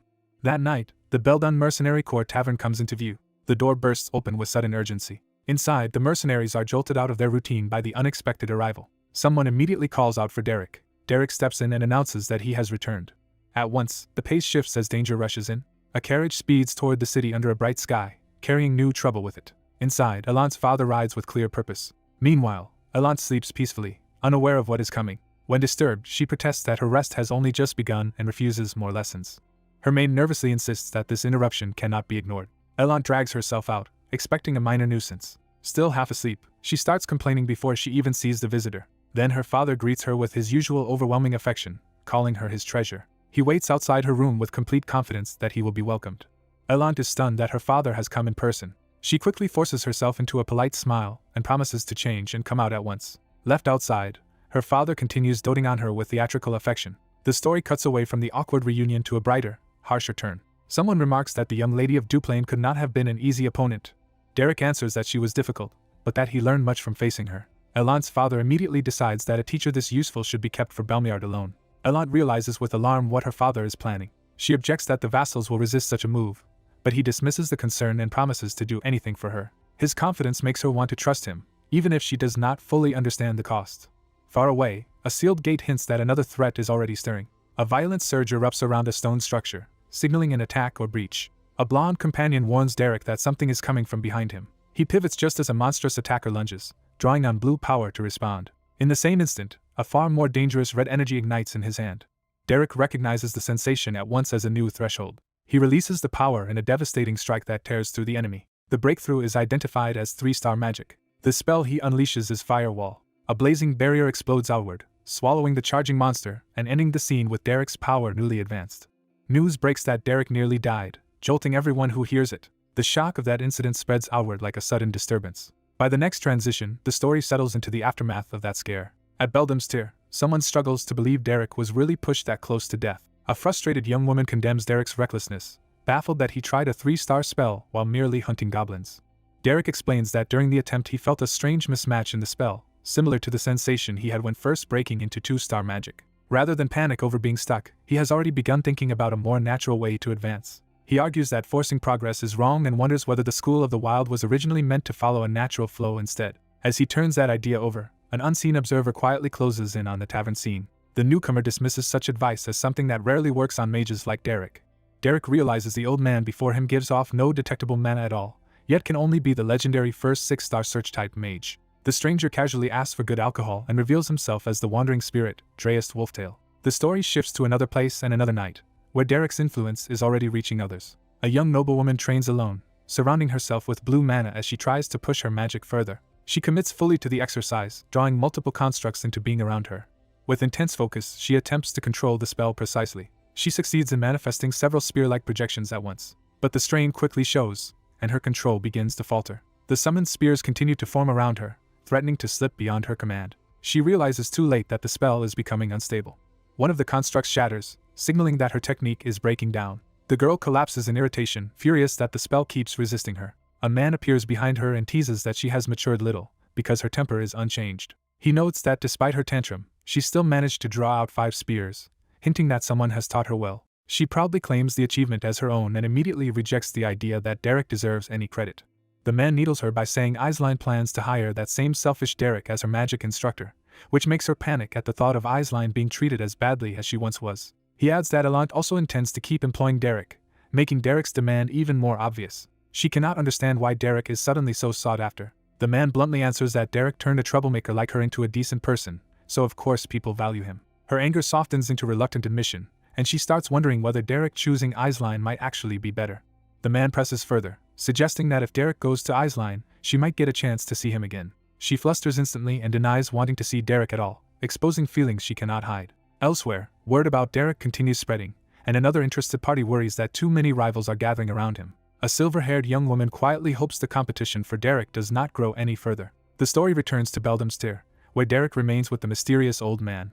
Dreist drinks at ease while Derek studies him warily, unable to dismiss the encounter as ordinary. Derek cannot understand why someone of Dreist Wolftail's stature would appear in a humble tavern like this. Dreist confirms Derek's identity, making it clear he came here specifically for him. Derek answers cautiously, unsettled that such a figure already knows who he is. Dreist asks to speak privately, signaling that his interest in Derek is serious. Derek hesitates, but the gravity of the request keeps him listening. Their conversation moves away from the tavern and into a more secluded setting. As they walk, Dreist tells Derek that his magical talent is unusually hard to define, even for someone as knowledgeable as himself. Derek listens in silence, sensing that this is no ordinary praise. Dreist asks why Derek works so hard and what he truly hopes to gain from magic. Derek answers that he has no grand ambition and only wants to see how far the talent he has found in himself can go. That simple curiosity impresses Dreist more than any lofty dream would have. Dreist smiles as if he has found exactly the kind of person he was looking for. He warns Derek that a commoner who wants to rise beyond his station is still lacking something essential. Then he offers to help Derek bridge that gap himself. The offer hits Derek with full force once he remembers that this man is Dreist Wolftail, a 6-star mage. Dreist's legend is recounted. Born a commoner, he reached 2-star by adulthood and 3-star by the time he had a family, becoming a beacon for other commoner mages. But the year he advanced to 4-star changed everything. On a stormy night, Dreist returned home to disaster. He found his household destroyed and his family slaughtered. That loss shattered the man he had been. In the aftermath, nobles reassured one another that Dreist had gone into hiding and that commoner mages had finally quieted down. They mocked the fear they had shown and sneered at commoners for daring to covet magic at all. One noble began speaking of what should be done if Dreist ever resurfaced. He never finished the thought. A severed head answered the room before anyone else could. Dreist entered and began his revenge without hesitation. The survivors recognized him instantly and were overcome with terror. Even mutilated enemies rushing him could not slow him down. He cut through them as if their resistance meant nothing. Their power and status collapsed the moment they faced him directly. The last noble begged desperately for mercy, apologizing only when death was already upon him. His pleas came too late to matter. The massacre announced Dreist's return to the world. For the next 30 years, he lived as a fugitive while the imperial family and nobility hunted him. Only after Dreist surpassed 5-star and became a 6-star mage did the imperial family finally understand the danger of keeping him as an enemy. They concluded that opposing him any longer would endanger the entire kingdom. So they publicly acknowledged that his revenge had been justified and protected their own authority by granting him a title. In the end, Dreist became a noble solely because his magic had made resistance impossible. Hearing all this, Derek realizes he is being offered instruction from a man who forced the world to bow to him. He sees no reason to reject such a chance. Meanwhile, in the noble district, powerful men gather to discuss territory and influence. One Grand Duke warns another about the dangers of expanding into the White Zone and its labyrinths. Grand Duke Veltus offers military support if needed, presenting himself as cooperative while measuring the room. Another noble derides those forces as little better than mercenaries. Veltus's expression hardens, and the political courtesy begins to crack. He coolly suggests that a lord unable to govern his land with private soldiers should consider surrendering the territory instead. The insult lands heavily on the man he targeted. A third noble tries to defuse the tension by steering the conversation toward their children and recent events. He mentions that Elant fought Aisline nearly evenly, inviting comparison between the two girls. Elant's father admits she lost, but boasts that her talent is finally blooming. He adds that with the right instructor, Elant will surely surpass Aisline. That remark leads directly to Derek's name. Elant's father argues that if Derek teaches Aisline instead, Elant will never overtake her. Aisline's father bristles at the implication that Derek can simply be claimed away. Elant's father hints that Derek's bond with Elant runs deep, while Veltus dismisses that as a shallow reading of Derek's character. Watching the exchange, Veltus privately wonders who Derek really is if both sides are this eager to secure him. He decides he should have Denise investigate Derek more closely. Back in town, the struggle over Derek reaches Beldam's tier directly. Elant's father arrives at the tavern in person with attendants, making his interest impossible to ignore. The tavern owner immediately senses trouble. The noble demands to know whether the owner is the commander of this mercenary corps. The untouched drink on the table underscores how abruptly the visit has turned serious. The noble explains that because his butler's letter received no answer, he has come himself to settle the matter. The owner apologetically reveals that Derek has been missing for several days, and that they have been searching for him too. He adds that Derek recently refused all requests, and then suddenly vanished. The noble immediately suspects a rival house may have taken Derek first, but realizes there is no evidence of that yet. He resolves to find Derek personally before anyone else can secure him. At another estate, Denise receives that concern in the form of an urgent letter while calmly eating fruit. She reads without much urgency, treating the matter with detached amusement. When she asks when the letter arrived, she learns it was sent early that morning with great haste from the family patriarch. The message orders her to quickly find Derek and make him her instructor, because the mercenary side is currently at its weakest. Denise finds the command irritating rather than compelling. Still, she recognizes that the day matters for reasons entirely her own. She smiles to herself, because what she has really been waiting for is not politics but a book release. Her long-awaited novel finally comes out, and her thoughts are consumed by curiosity over its romantic hero rather than Derek. Even so, she decides she may as well act now, since ignoring the order would only bring more nagging later. She calls for her maid Bella. Then she orders her clothes prepared, deciding to head out because she now has someone to find. Far from the city, Derek's private training with Dreas continues in a hidden cave.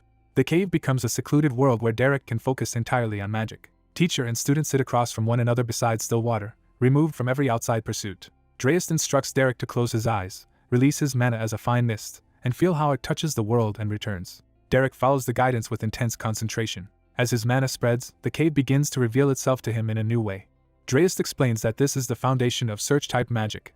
At 1 star it detects threats, and from 2 star onward it can track locations and sense magic. He continues that 3 star sees through disguises, while 4 star lets one perceive through an opponent more deeply. At 5 star, a mage can read minds and speak with the dead, and at 6 star comes the power to see the future. Derek is stunned that search magic can reach as far as foresight. Dreas confirms it, and reveals that he saw the future, then came to find Derek because he needs him. Derek immediately asks what fate Dreas saw awaiting him. Dreas answers with a name from Derek's past, Valerian. He identifies Valerian as the eldest son of House Duplain, tying Derek's future danger to a noble bloodline. Dreas warns that before Valerian even reaches adulthood, he will begin dabbling in necromancy. That revelation deeply unsettles Derek. Dreas states the conclusion plainly: Derek must kill Valerian. Derek absorbs the order without panic, but with grave focus. When he asks why Valerian would turn to necromancy, and what he intends to do, Dreas refuses to reveal more. He explains that knowing too much about the future too carelessly only makes what lies ahead more unstable and complex. Still, he offers one final truth. Dreas tells Derek that he is fated toward death. Dreas is surprised that Derek does not react with fear. Derek calmly points out that being destined to die is not the same as being guaranteed to die. That answer confirms to Dreas that Derek understands fate better than most. Dreas admits he does not want Derek to die either. He vows to prevent that outcome by making Derek strong enough to survive. With that decision made, Dreas unleashes a far greater display of power to begin Derek's real training. The mana gathering in his hand swells into something vast and unnatural. Dreas declares that Derek's chances of dying are overwhelmingly high. His magic erupts outward on a scale that dwarfs the cave and reaches into the night sky. Under the moon, Dreas stands like a force of nature while Derek watches the true level of a 6-star mage. Derek meets that overwhelming power with sharpened resolve rather than retreat. By day, the city continues on as if none of these hidden struggles are reshaping its future. Carriages and pedestrians move through ordinary streets, unaware that the race for Derek has already begun. And as the world keeps turning, the search for Derek and the future Dreas foresaw both move one step closer. A silver-haired noblewoman named Denise lets her maid Bella dress her in unusually elegant clothes before heading out herself. When she appears in town, the townspeople openly stare, struck by how different and refined she looks. Denise tells Bella to stay behind and rest, but Bella obediently follows her anyway. As they walk through the street, Denise notices the attention gathering around her. She wonders why everyone keeps looking at her. Bella dryly pretends not to know the reason. Denise studies herself and begins to suspect the answer. She lands on the simplest explanation and asks if it is because she is pretty. Bella gives her a measured look instead of indulging her immediately. She reminds Denise that her usual habits are slovenly and unkempt, making this polished version especially startling. Bella bluntly adds that Denise may actually be worse when she tries this hard, and Denise laughs it off until Bella insists she means it. Bella urges her to hurry because other houses may recruit Derek first, but Denise stays confident that she is still ahead of everyone else. When Bella points out Denise is always late with her lessons, Denise shifts back to the real issue and reviews what she knows about Derek disappearing after rejecting all offers. She reasons that a man who values money would only vanish if something even more important had appeared. Remembering Derek's extraordinary talent with magic, Denise narrows that possibility to a major magical opportunity. She concludes he must have found either a remarkable grimoire or a superior teacher, enough to make mercenary work irrelevant. But since Derek willingly left the Duplain mansion, one of the best places for magical training, Denise realizes the answer must be even bigger than that. She reaches a startling conclusion that Derek found something better than even House Duplain could offer. That thought leads her toward a specific suspicion. Bella interrupts her deduction to announce that they have arrived. Their destination is Belden's Tier, the tavern where Derek had been staying. Inside, the innkeeper greets what he assumes are ordinary customers. Then he notices who has actually come to his door. Realizing a noble lady has come in person, he immediately becomes cautious. He claims he does not know where Derek is and says several other groups have already questioned him that morning. Denise abruptly asks whether Dreas Wolftail, the old mage, had also visited. The innkeeper's startled hesitation gives her the confirmation she wanted. Denise thanks him, satisfied that his reaction answered more than his words did. She leaves at once, deciding the next step is to inspect carriage transit records. The search moves to the Coachman's Guild in Ebelstein's commercial district.